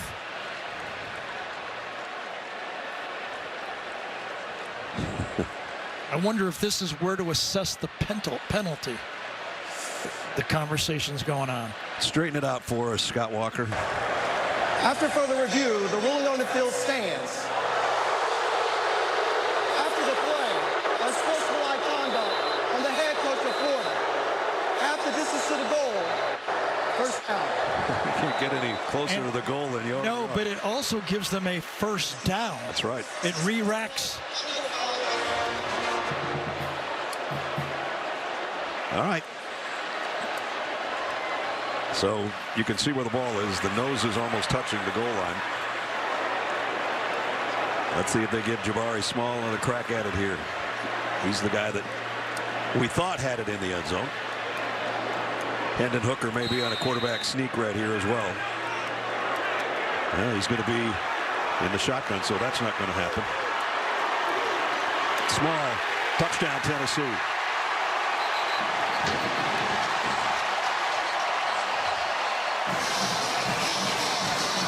I know a lot of people, when it's real short yardage like this, hate the shotgun. The reason teams do it is they very rarely snap the ball to the center, and that's where a fumbled snap could. They feel more comfortable here because they don't get the quarterback-center exchange in the short yardage play. Good point.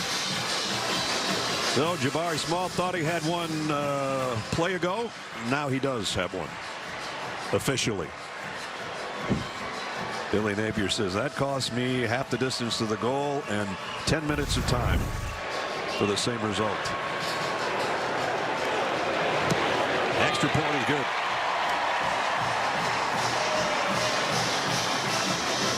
So a couple of short touchdowns here in this quarter. One by Florida, now one by Jabari Small. And the Vols are up 10. On an urgent Fansville. Engineer another touchdown drive that covered 62 yards. Speaking of years, these are some of the oldest quarterbacks of note in college football, Hendon being one of them. And with that, let's ask you the Aflac trivia question. Who's the oldest winner in the Heisman Trophy history? Oldest Heisman Trophy winner. Okay, think about that. Gary got that one quickly. Well, yeah, because I'm old. Yeah. Because I'm old. No, yeah, that's not what I meant.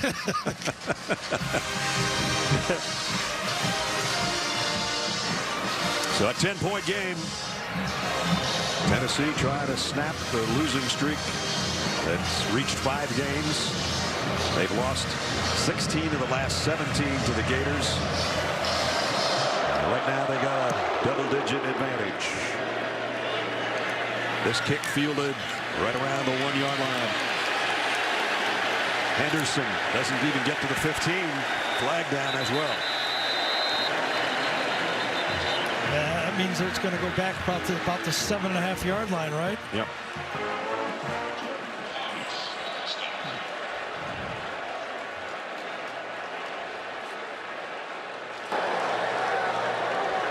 During the return, illegal block in the back. Kicking team, number 13. And so the kicking team. Receiving team, number 13. Okay, I was going to say. Half the distance to the goal. First down. Spent too much time on the headset over there on the sideline. Yeah, he said it the wrong way, but he moved it the right way for Tennessee. Penalties against there it was. The return team, not the kicking team. Florida scored on 3 of their last 4 drives. Down by 10. Look at the yardage, though. 54 plays. Again, this is a team that's used to running close to 80, but the yardage, my goodness. They got a third of the game left and they're close to 500 yards. Time of possession, not a big deal when you're Tennessee's offense. The way they perform today and all year long so far. They like a lot of plays, but they prefer a lot of yards and points. And they've got both right now. 1 punt in the game. Tough spot for Richardson and the Gator offense here. Down on that end of the field where it's going to get noisy here at this snap. At the 4-yard line.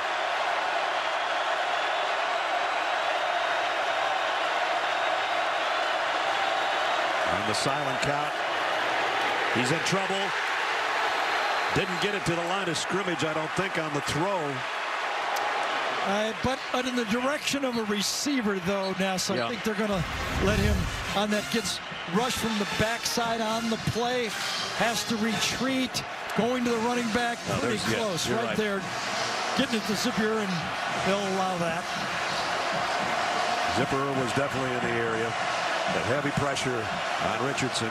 Almost forced a safety. He's going to hear more of the same from the crowd down there in that end zone. They're going silent count completely.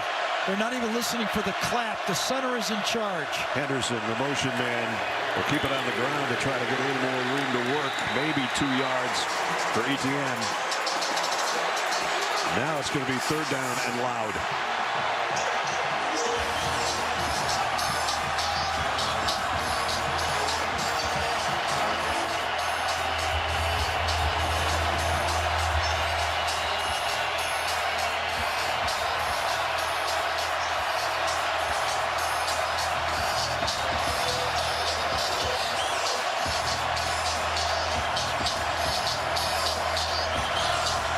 Went to every lineman individually. And now here's the 3rd and 9.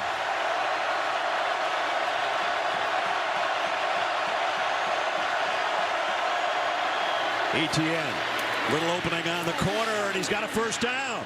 All the way out to the 19-yard line. Big play by number 7 there. So Tennessee brings in their pass rush unit. Florida says we're going to run right at it. Look at that big hole to the outside. Etienne gets around, busts 1 tackle, enough for the 1st down. Good play call that time by Florida. Understanding the substitution, the down and distance, the crowd noise, run the ball effectively for the 1st down. They really needed that one, and they got it.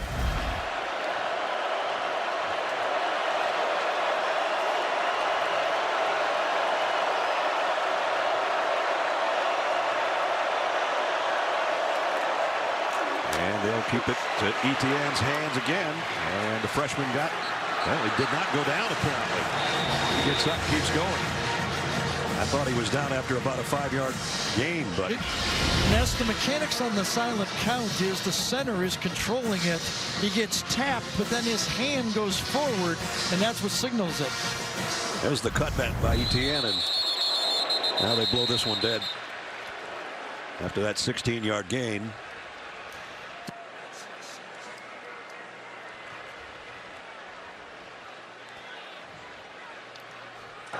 The ruling on the field, the ball carrier's knee was not down. He did reach the line of game for a 1st down. The previous play is under further review. Well, that's what I was talking about. When I thought he was about to go down and kept his balance and picked up 16 yards and a 1st down. So now they're looking at that as well. Well, he doesn't have to go that far down to go down. I mean, it's you know, what is he, 5'9" running back, those compact guys. I mean, listen, there's been some effective guys. Clyde Edwards-Helaire was one of them. Let's see as he runs to the outside.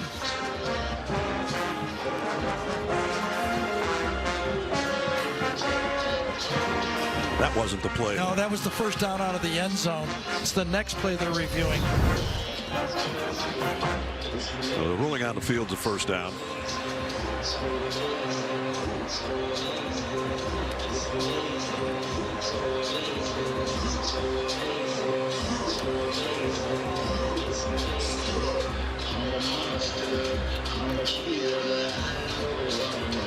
So far, I hope the replay booth has something, because we haven't seen anything yet, but we're going to get it. I know we will. Here it comes.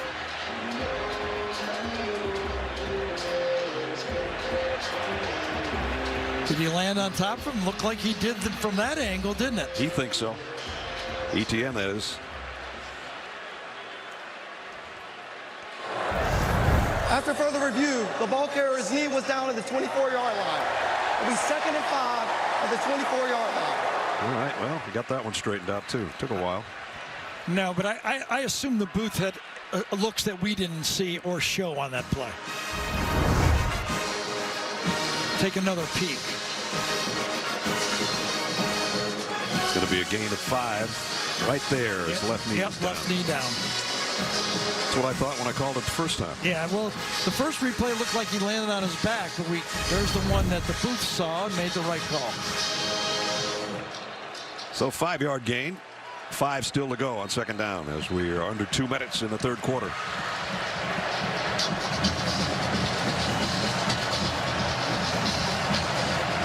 Etienne has been most of this drive behind Anthony Richardson. Naquan Wright's in there now at tailback. Richardson pulls it out, trying to get rid of it. He finally did. somehow got it all the way to the crowd almost. Well, Anthony Richardson thought he had an RPO slant, and the wide receiver is coming down to block on the play. He pulls it to throw. There's nobody to throw to. Lack of communication. Give that one again to the crowd. That's what happens when you play on the road. The communication is very difficult. Quarterback pressure came from Josh Josephs, and Richardson just had to get rid of it. So now when they thought they had a first down a couple of downs ago, now they face 3rd and 5 here.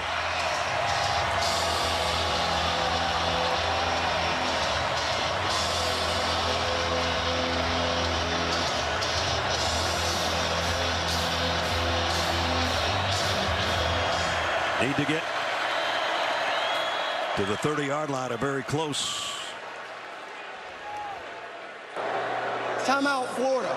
This is the first charge timeout of the half. With 1:24 remaining in the 3rd quarter. Not wanting to waste an opportunity here. Billy Napier, with the clock winding down, has to take a timeout. 3rd and 5 coming up when we come back. Tennessee by 10 late in the 3rd quarter. Talked about the age of some of the quarterbacks around the country and asked you the Aflac trivia question was, who's the oldest winner in Heisman Trophy history? Chris Wenke. Played baseball for several years before going to Florida State. So, and there he is, Chris Wenke on the right. Josh Heupel was the runner-up to the Heisman. LaDainian Tomlinson and Drew Brees. That's a good group. Yeah, that's right. That's a really good group. That was a good year. Well, 3rd and 5. Protect number 1. Silent snap count. The center will control that with his arm up front as he moves it forward. The linemen see it, and then he goes back. Watch. Move it forward.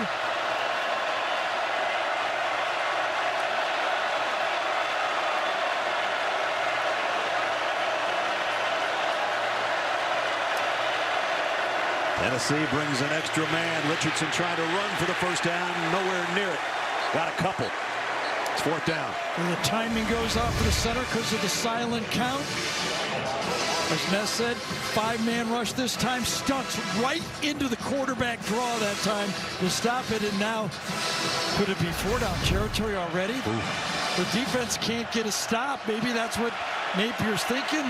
I guess so. And this is a tough spot on the field. There's a lot of time left in this game. Wow, from your own 27. 4th and 2. I might try to draw him off sides, but I don't know if I'd go for it. He is 3 for 4, though. You give this back to Tennessee on a short field, and it could be the end of the ball game. Richardson going to go deep.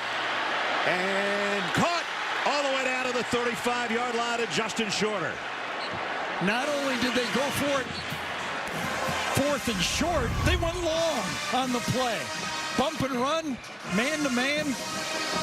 I'll tell you, that's about as wide open as you can be in a football game if you're a coach. Huge play on 4th down. A 39-yard pickup for Shorter.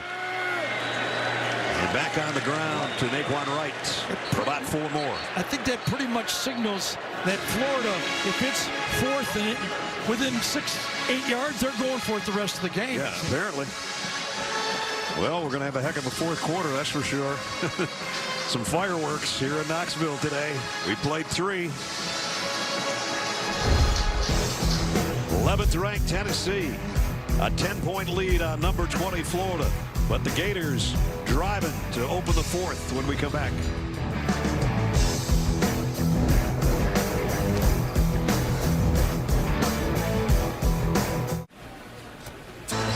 Set to start the 4th quarter. Home Depot SEC on CBS. Neyland Stadium in Knoxville. And the hometown Volunteers have a 10-point lead. 31-21.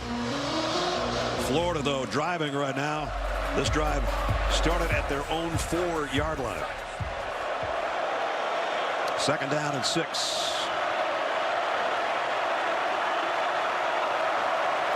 Just outside the 30. And about a 2-yard pickup on that one will bring up 3rd down. Brad Nessler, Gary Danielson, Jenny Dell, Gene Steratore. Talk about pulling the stop sign. I don't think they've ever done a game with this many fourth downs. Well, if it wasn't Les Miles, no. Yeah, that's true.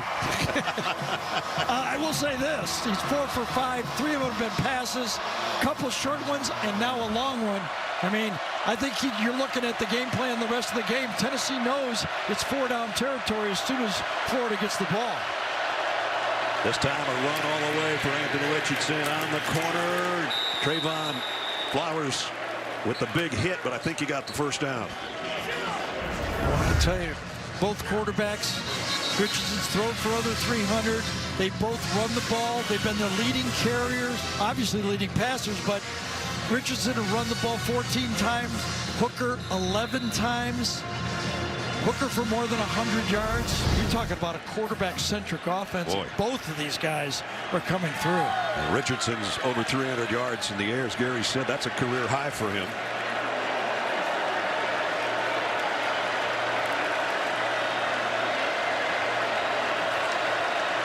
And he's one pass completion away from matching his career high as well. That was against Kentucky. On the ground. And a big opening. Close to a first down. Naquan Wright got about 9. Interesting formation that time. Florida showed it a few times. This time they run the stretch back. They unbalanced to the left side, cut back to the short side. Wide open. Wright got 9, second and a yard. He'll get it again, and he got the first down this time. So Florida moving it down the field. They got it for the 13-yard line. I feel like Tennessee is going, who are these guys? They will not go away. Really? We keep bombing them with knockout punches, and they keep clawing back in the game.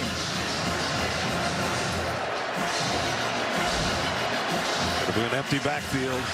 Anthony Richardson. Let's see if it's his call to run again. They've got Strong to the right side, but they're blocking. And that's where he started to head. And the ball came out. Fumbled. Tennessee's got it.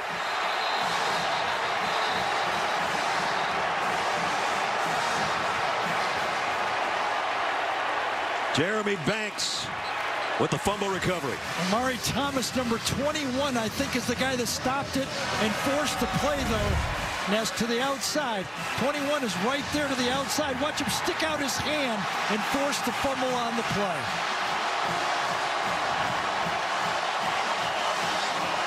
It's the last thing Florida wanted to happen there, and the ball was out. And Richardson with the fumble. Josh Heupel with the reaction on the sideline. 10-point lead, and they've got the ball back. Fourth quarter.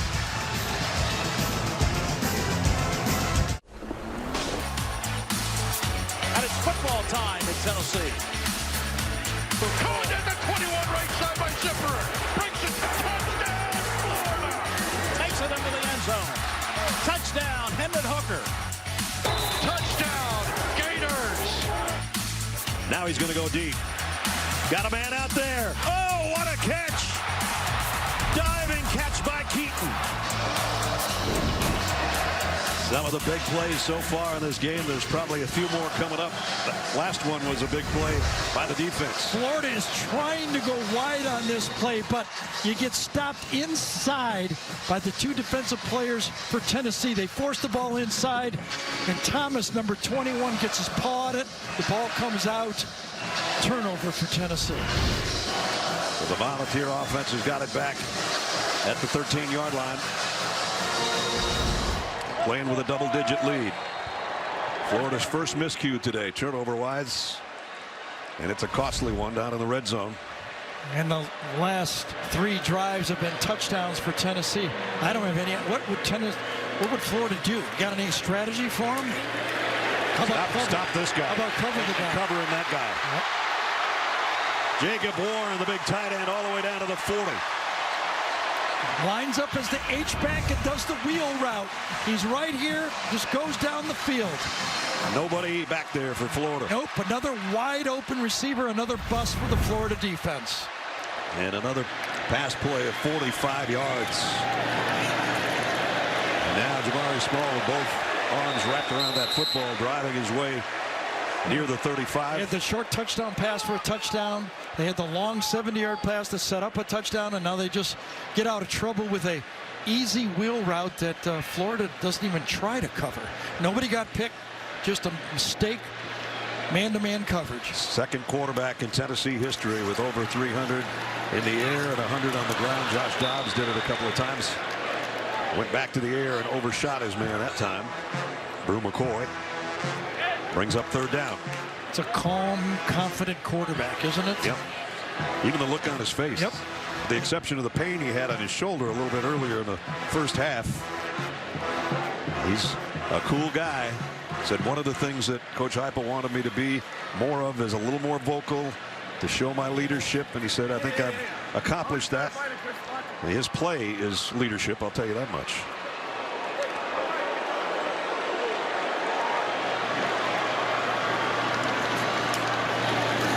On 3rd and 3, rolls to run or throw. It's a run, almost a horse collar, but he's still got a first down. Amari Burney brought him down. It was a sprint run pass option. Burney comes from the backside. Did he do the jersey first? He did. That could have been a horse collar.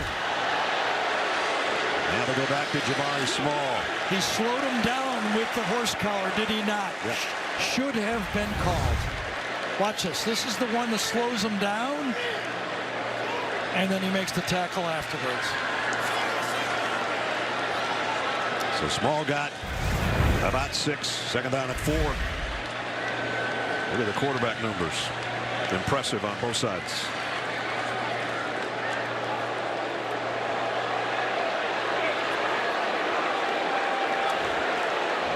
Tennessee is going up tempo, and remember, Desmond Watson, number 21, the 400-pounder, is in the game.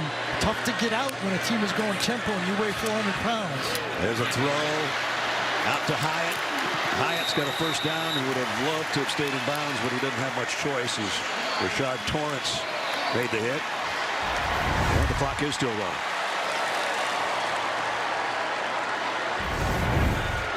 At the 15-yard line. And there's a big fella.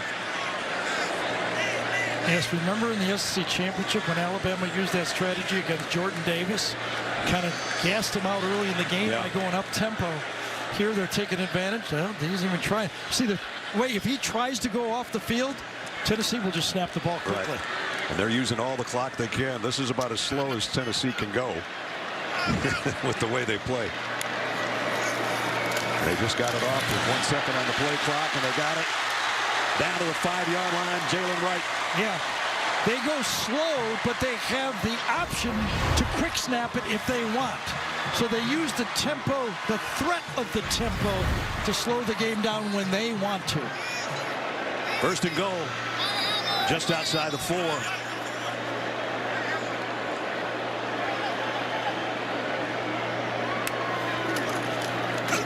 Hooker, RPO, and down he goes. Amari Burney makes the tackle. Wanted the slant to the bottom of the left side of the Tennessee attack. Covered pretty well. Would have been better that time if Hooker would have just tossed that away on first down. So now we're approaching 9 minutes. Tennessee up by 10. Almost another horse collar right there. Him down again. Same guy too, Burney. 2 in a row. His jersey's going to be a little bit bigger around the neck by the time the game's over. Play clock winding down under 5 again. Second and goal, but now it's back at the 8. And this time they don't get it off. No, I think they took time out right before the snap. Tennessee did. Prior to the snap, timeout, Tennessee. The second charge timeout of the half. 8:43 remaining in the ball game. Billy Napier's 20th ranked Gators trailing by 10. Better ingredients, better. The Home Depot SEC on CBS is sponsored by Nissan. Papa John's. Wheels Up. And by Twisted Tea, hard iced tea.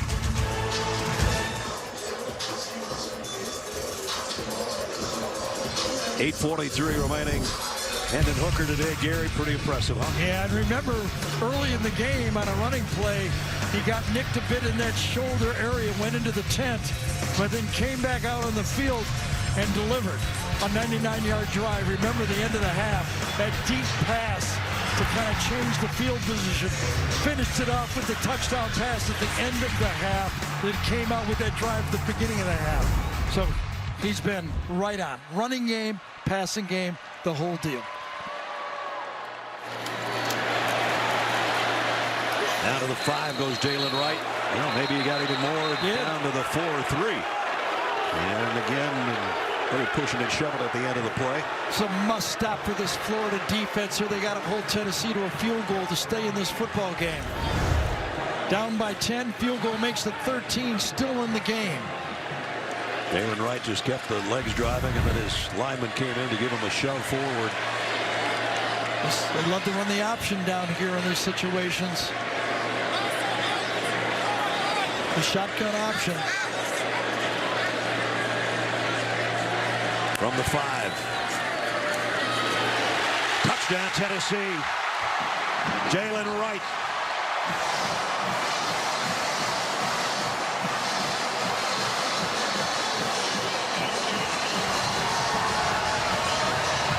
Watch Hendon Hooker hand this ball off and dodge the blitz at the same time.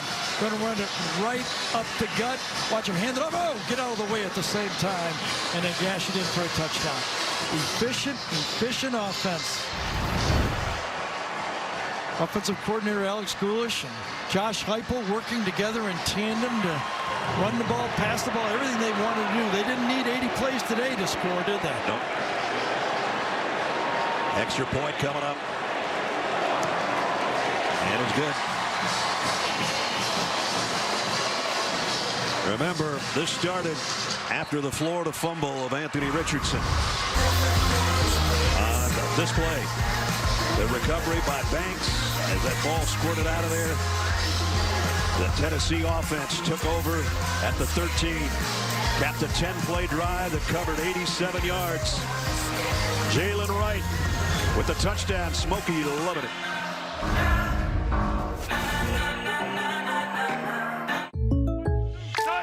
Almost the same score here, 38-21, a 3-score game. Tennessee in front, just under 8 to go.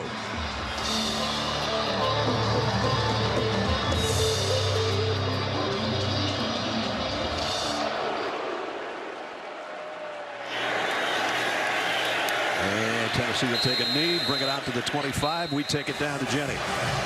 Yeah, it looked like Anthony Richardson got hurt during that fumble. He went into the injury tent for about 5 minutes. His left shoulder was definitely bandaged up when he came out.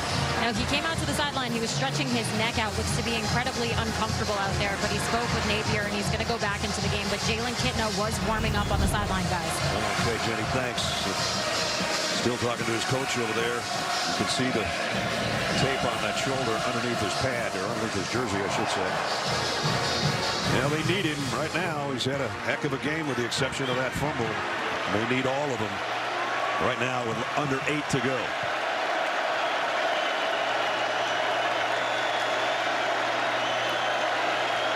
Three-receiver group to the right. Richardson looking back the other direction. And now he's going down. And it's to John Terry.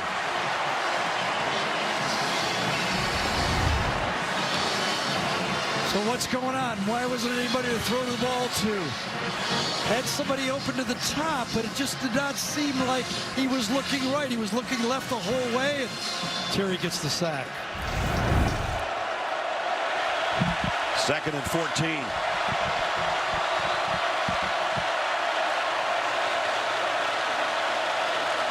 This time he is going to throw to the right, and a little bit high, catchable maybe for shorter, but couldn't hold on.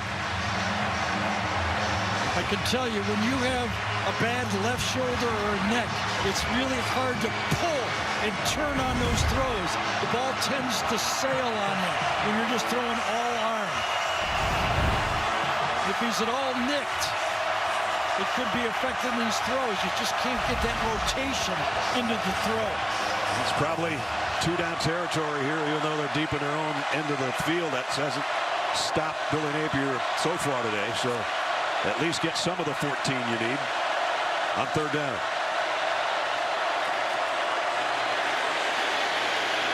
Richardson throws on the run and delivers a 1st down throw to Xavier Henderson. The offensive line handles the stunting by the Tennessee rush. 5 are up there, only 4 come, gets out of the pocket and delivers. There we go again. Everybody but the center was on target that time. Yep. The ball still where he was holding it. False start. Offense, number 77. 5-yard penalty. 1st down. Don't forget, before we're done, we'll have the play of the game presented by Jersey Mike Subs. There have been some big ones today for both teams. But right now, Tennessee in command, and the clock is their friend. Down to 6:45 and running.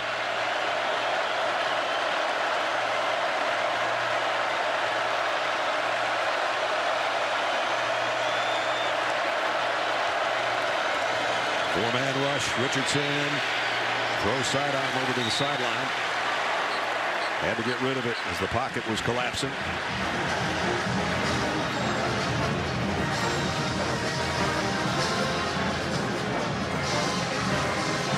Second and 15 coming up. Tennessee is not gambling. They're rushing 4 players. It's 4 different players all the time. So they're just rushing 4, playing combo, zone combo, matchup zone, however you want to call it. They're not gambling on defense. Henderson in motion. They fake it to him. A double fake. It takes a lot of time. And now Richardson runs and gets what he can before he's run out of bounds. And there's a flag down. I would say holding on Tennessee downfield that time. Yeah, the flag's in the secondary. I think it was number 5 Haddon downfield was holding on that play.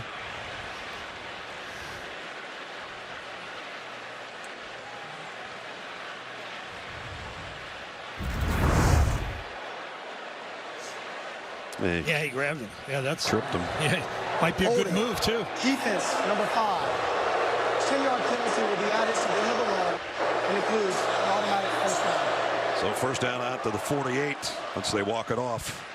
Hey, that's why that field goal, holding them to a field goal, was so big for that Florida offense, because Tennessee, Florida's been moving the ball as well. The fumble really has produced the distance in the scores here. The separation was the turnover. Tennessee did it early.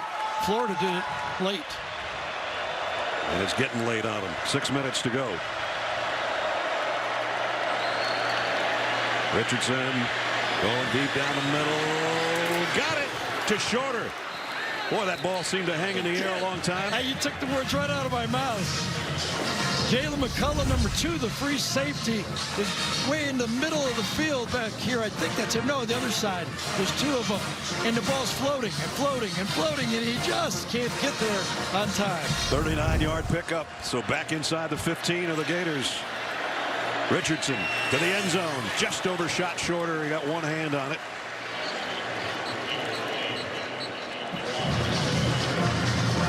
Nice time that time. Play by Jamal Hayden, number 5. He had the hold on the play 2 plays earlier, but he undercut this throw and forced the ball to go high. Decent zone coverage. Would have had to be a perfect throw, right? Or Shorter would have had to be taller. Yep. Yeah, that's not going to happen real fast. 360, 3 total touchdowns. Career high in completions as well with 18. Needs some more, though. Richardson, man in his face, throws it into the dirt. Well, defensive coordinator finally dialed up a blitz that time. He brought 5, and they finally were able to put some pressure. Coming from the outside, he just sitting in the pocket. 4 come, outside off the slot. And the pressure was right up the middle that time by Barron, number 9. It doesn't matter much that it's third down because there's going to be 2 downs to get what they need. Another first down would be inside the 4. Coming again, bringing 5. Unless they have a way to check out of it, do they? Yes, they did. Richardson to Shorter. He got it to the 5, but it's 4th down and 2. And the clock continues to run. Well, the other ones, we were trying to figure out what he would do. This one, we know what he's going to do. Yep. So here's the ball game for the Gators. They're 4 out of 5 on the day.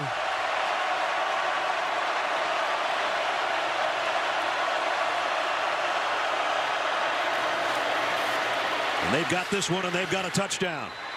Untouched. Montrell Johnson.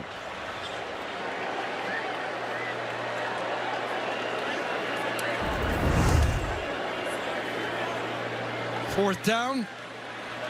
They've done passes. They've done runs. They come back with a run this time. The whole arsenal has been used on 4th down. They got every 4th down play. They've used every one of them up. They sure have. And they're going to go for 2 here.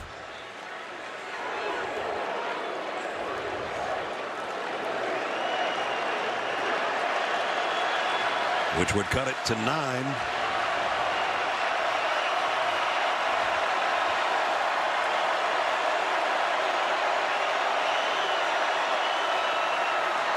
Richardson fires down the middle, hit 2 guys, neither one of them held it. Had Zipperer and Shorter. I think it bounced off at least one of them, but it's incomplete. He would have had it, but his own guy tipped it out of the way. Zippier gets the tip. Almost impossible to catch up to that.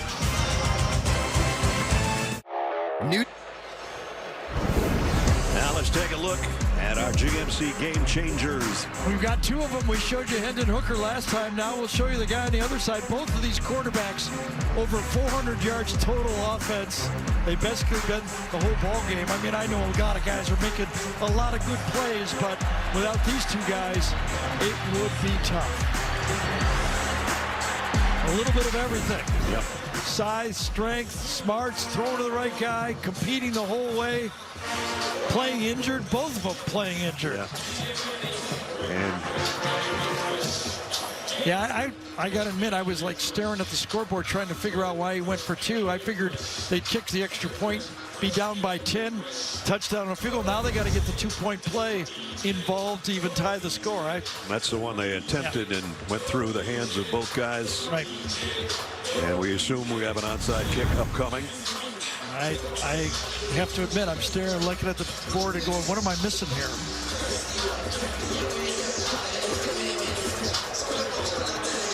Mahalik with the onside kick takes a big hop and right into the hands of the Volunteers near midfield.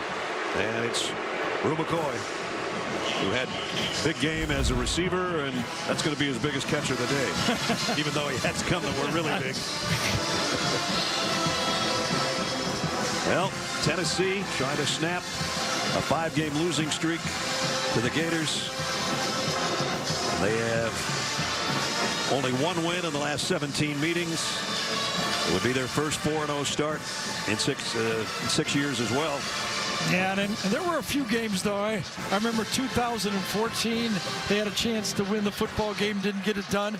15 was the Antonio Callaway play. Then you had the Hail Mary full of grace in 17. So they could have won 4 in a row. Yeah. They didn't, though.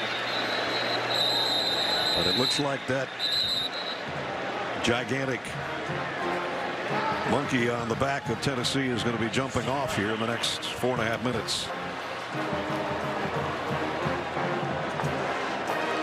Hendon Hooker over 300 in the air, over 100 on the ground. Playing banged up and playing as well as anybody we've seen in a long time.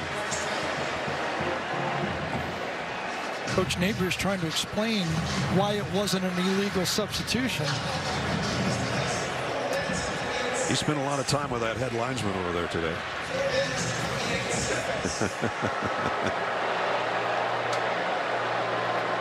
Thank you.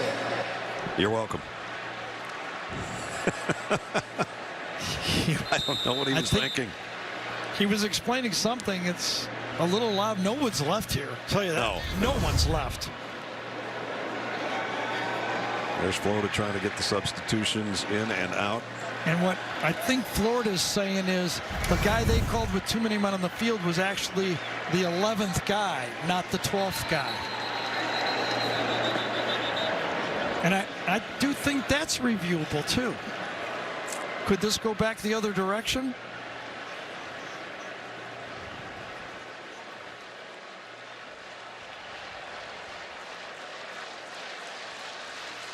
Then we'll maybe get something more than a thank you. Let's see.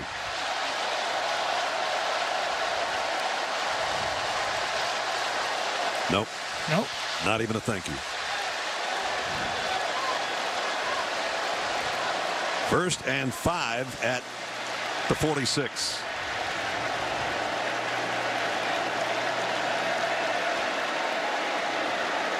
So there was apparently 12 guys on the field. Replays confirmed that from what we understand. And first and 5. Small for about 3. And that allows this Tennessee offense to just milk the clock, run the ball. We need 5 yards for a first down. Do it. So they got 4-3-4. We got 5-3-4. It was 12 guys on the field. 5 up front here, 3 linebackers, and then too many in the backfield. So the call was right. Second down at 2. We approach 3 minutes. Florida with 2 timeouts remaining.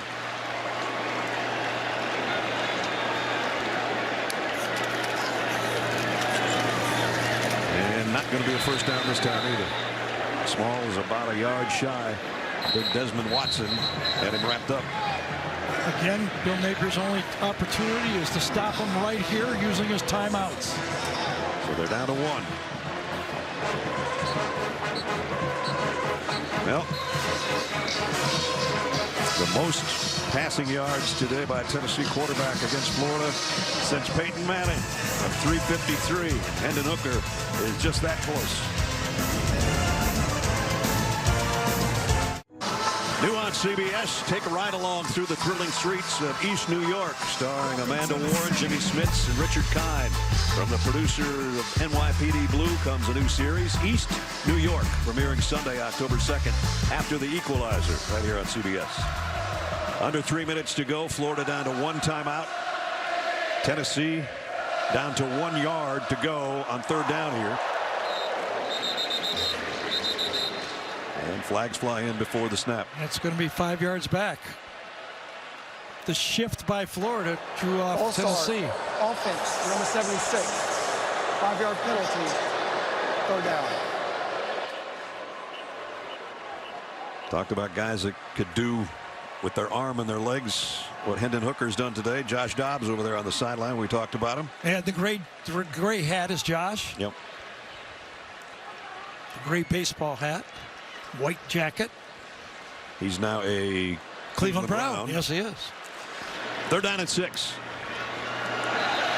Now the other way. We're going to go back. This is getting painful. It is.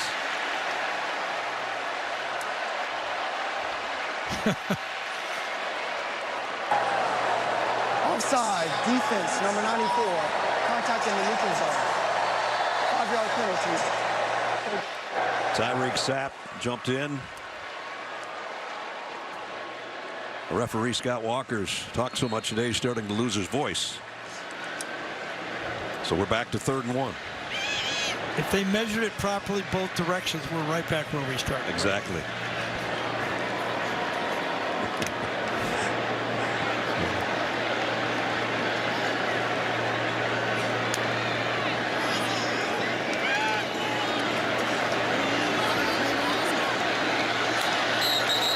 Oh, no, not good Lord. again. Come on. All these fans are staying here. We didn't stay for this. Yeah.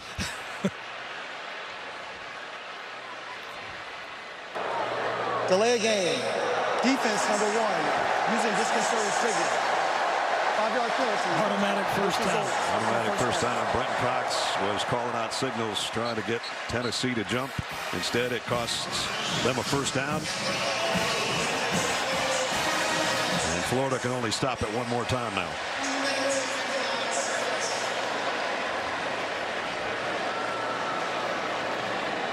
Well, Billy Napier's team showed up. In the pregame interview with Jenny, he said, our team is going to go towards the fight. We're not going to back away. They have fought. Tennessee, I think, has the better team this year, don't you? Florida had the tougher schedule to start off the year. They're 2-2. Had the big win over Utah, then the loss to Kentucky, and now it's going to be 0-2 in the SEC. Tennessee comes back with a bye, then at LSU and then Alabama. That's 2 games.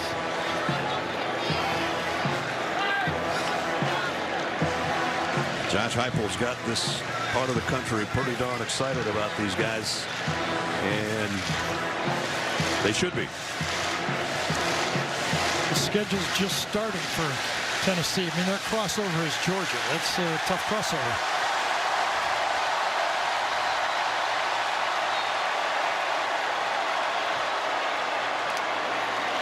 Approaching 2 minutes. Second down and 5. Using the clock. Winds down with 1 tick. They get it off to Small again for a yard or so. Coming up on the college football postgame show presented by Rocket Mortgage. Adam and Rick and BJ will bring you the day's best highlights from a busy day of college football. Some thrilling finishes. Some more upsets possibly in the making, or maybe already have been made. This won't be considered an upset other than the Florida Gator fans who are hoping that it was going to go to 6 straight wins over the guys in orange. Tennessee is going to be 4-0 for the first time in 6 years.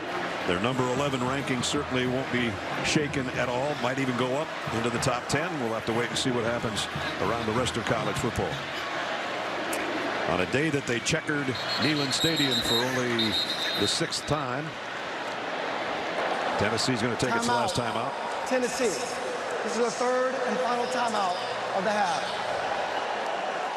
Well, Tennessee's last win we mentioned was in 2016. Florida got off to a 21-0 lead in the second quarter, but the Vols would battle back with some heroics from Jawan Jennings and Josh Dobbs. Tennessee snapped an 11-game losing streak in that one. And that was Butch Jones' team who got to lead the band in Rocky Top.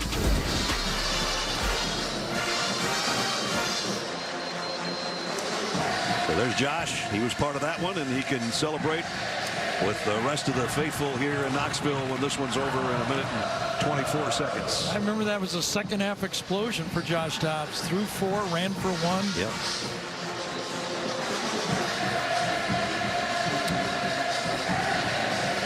Tennessee's upcoming schedule. Gary just mentioned this. It's going to be another W here at the win over Florida, then at LSU, Alabama here, UT Martin, Kentucky, Georgia. Not going to get any easier. Nope. Kentucky, a legitimate football team. Played the top 2 bell cows in Alabama and Georgia.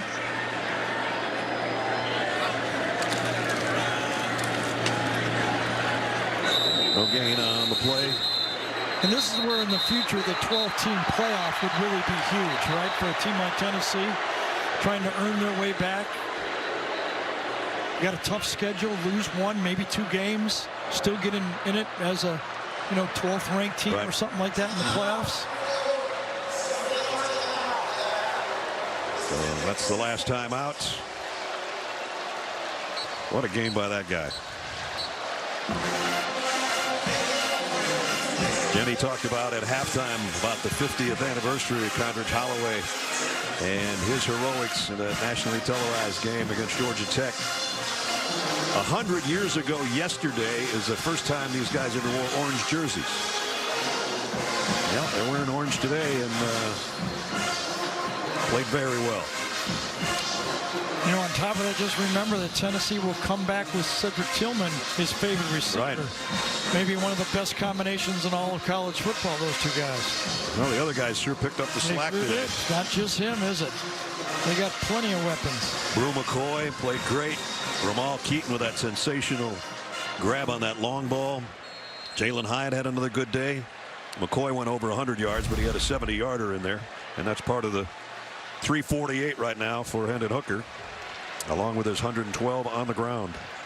I think Florida comes out of this saying we battled and our quarterback's back for the side to finish off, get back in the SEC with a quarterback. They needed him, and he came through. Hooker throws, going to be a little bit short of the first down. Got that one to Princeton Fant. So we're 111, down 11. Just watched the Cleveland Browns this last Sunday. This game ain't over. Yeah. They would love to have a couple timeouts, that's for sure. I had to use those. Florida schedule.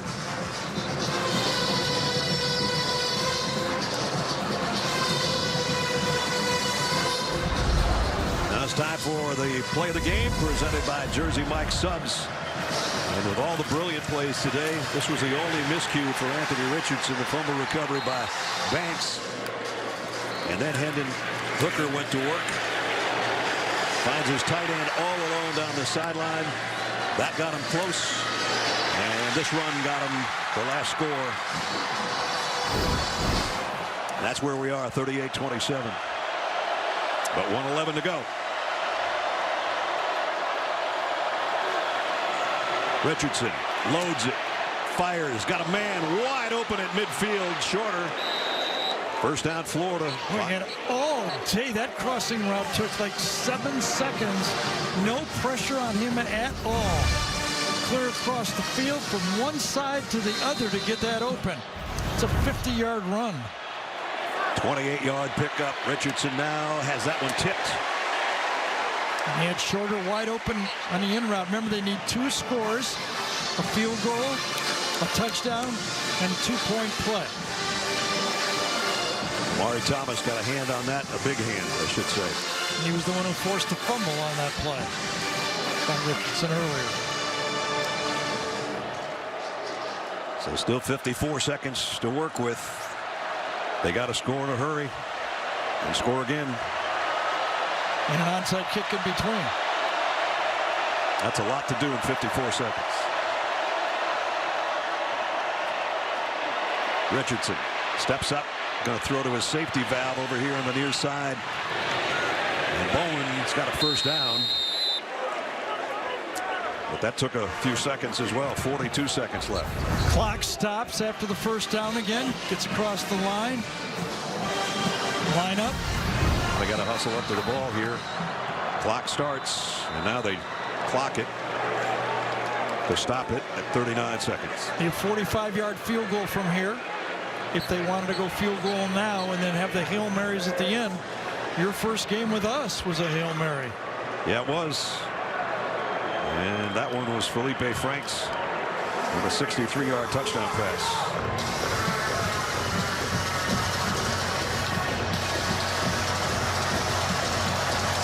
That clock can't wind fast enough for Josh Heupel. Well, they got to keep a pass or a play short of the first down was the goal for Tennessee. Second down at 10. Another play fake. Richardson's got plenty of time. Still scanning the field. Sidearms it. He drilled it in. And they're down to the 3-yard line to Ricky Pearsall. Well, you said it. Drill it in. They're going to go up and ground the ball again. They don't need 4 downs. That was between everybody, wasn't it? Oh, they're going for it here. Look out. Can't kick a sack. Throw it away. That stops things. 21 seconds. Tried to catch him napping, thinking there might be a clock play. Almost overthought it. Lucky to get rid of it. Got pressure from Byron Young again, who hit him after he threw. Neither team has a timeout left.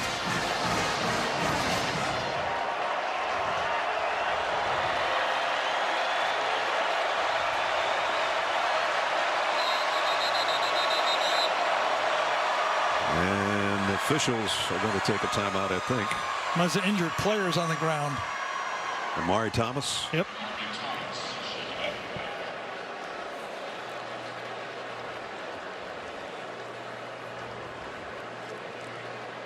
Batted down a pass earlier on in the series. Had some big plays. The fumble, forced fumble earlier. One of the points of emphasis when we had our meetings to the start of the season was players faking injuries to stop the clock. Here he is. He's tired. We know that. Is he hurt? He's looking over to the bench. He'd like to come out of the game. And he says, I got no gas. My tank is empty. I got nothing. I got nothing. No, I'm going down.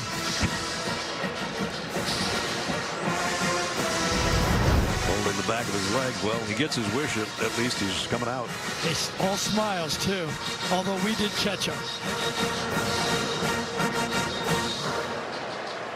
So now back to the 3-yard line.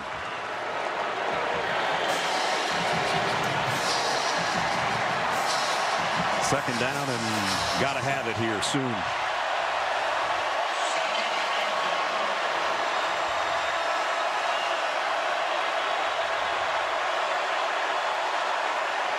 Empty backfield. Richardson sets up, fires in the middle. He's got it. Touchdown. Ricky Pearsall, the guy that got him close. And of course, because they went for 2 last time, they got to go for 2 now.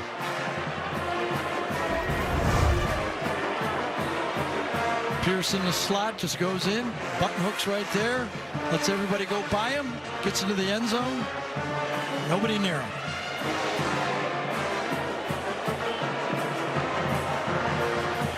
So a 71-yard march that took less than a minute. 3-yard touchdown pass by Anthony Richardson, and now they go for 2. Here with 17 seconds left. Down 5. Need this to make it a field goal game. Richardson throws incomplete. Tennessee stops the 2-point conversion.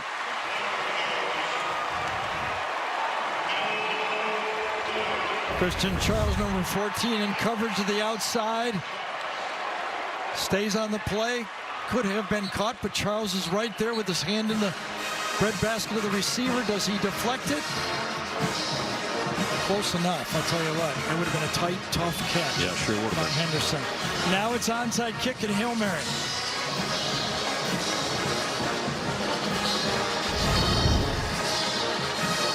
Well, the last onside kick was one hopper to Brew McCoy. And now it's Adam Mahalik who will tee it up again.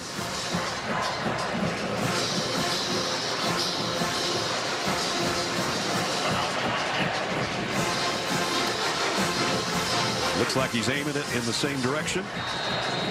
He got a late hop last time that Brew handled well. Will he do it again? Onside kick. Last chance for Florida right here. A high hop. Oh, and Florida's got it on the bounce.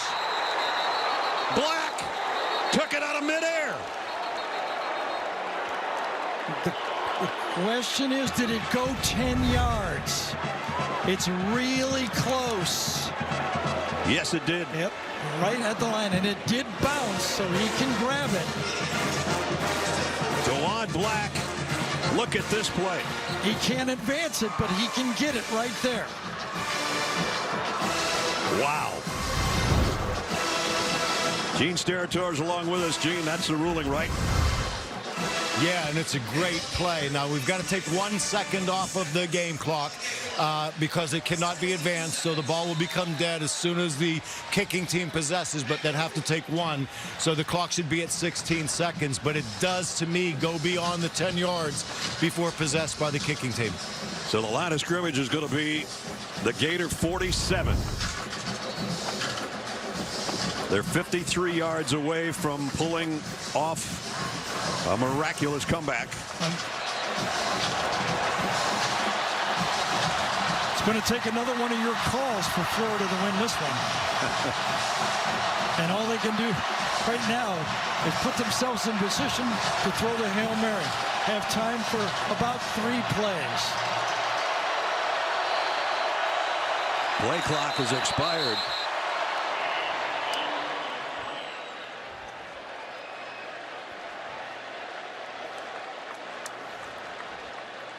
Just think, though, I mean, listen, Napier's been aggressive all day, but if they kick the extra point twice, a field goal ties the game. Right.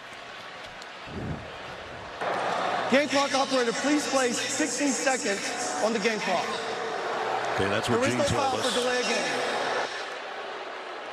So one more tick taken off is exactly the way Gene called it. And here we go at the 47. Still a prayer remaining for Florida if they can do something in this last 16 seconds. They have no timeouts. Richardson throws, completes it to Shorter, who wisely got out of bounds. Question is now, do you take 2 throws to the end zone or you try to gain another 10 yards? That's what Billy Napier will be deciding. Because you could get 2 to the end zone in 11 seconds. You only need 1 second for the last one. The first one could take 10. The last one, you only need 1. We know Richardson's got the arm. That's not a problem. And boy, has he used it well today. Set to throw again. And just out of the hands of Shorter. And now there's only one really, you could throw a 5-yard out, but really it's going to take a Hail Mary into the end zone. Not easy to exercise those demons of this 1-16 record, is it? Nope.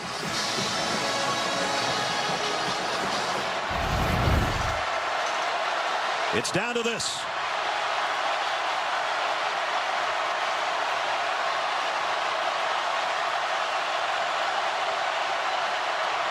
Final play of the game. Richardson pressured, throws at the last moment, and it's intercepted by the Volunteers. There will be no comeback. Tennessee wins it.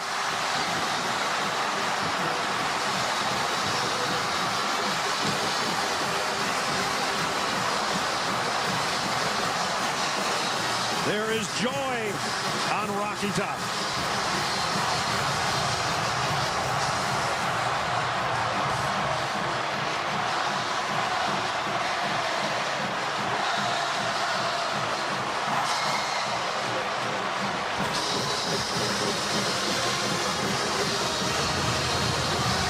The Volunteers go to 4-0, 1-0 in conference play. Florida falls to 2-2 and 0-2 in the SEC.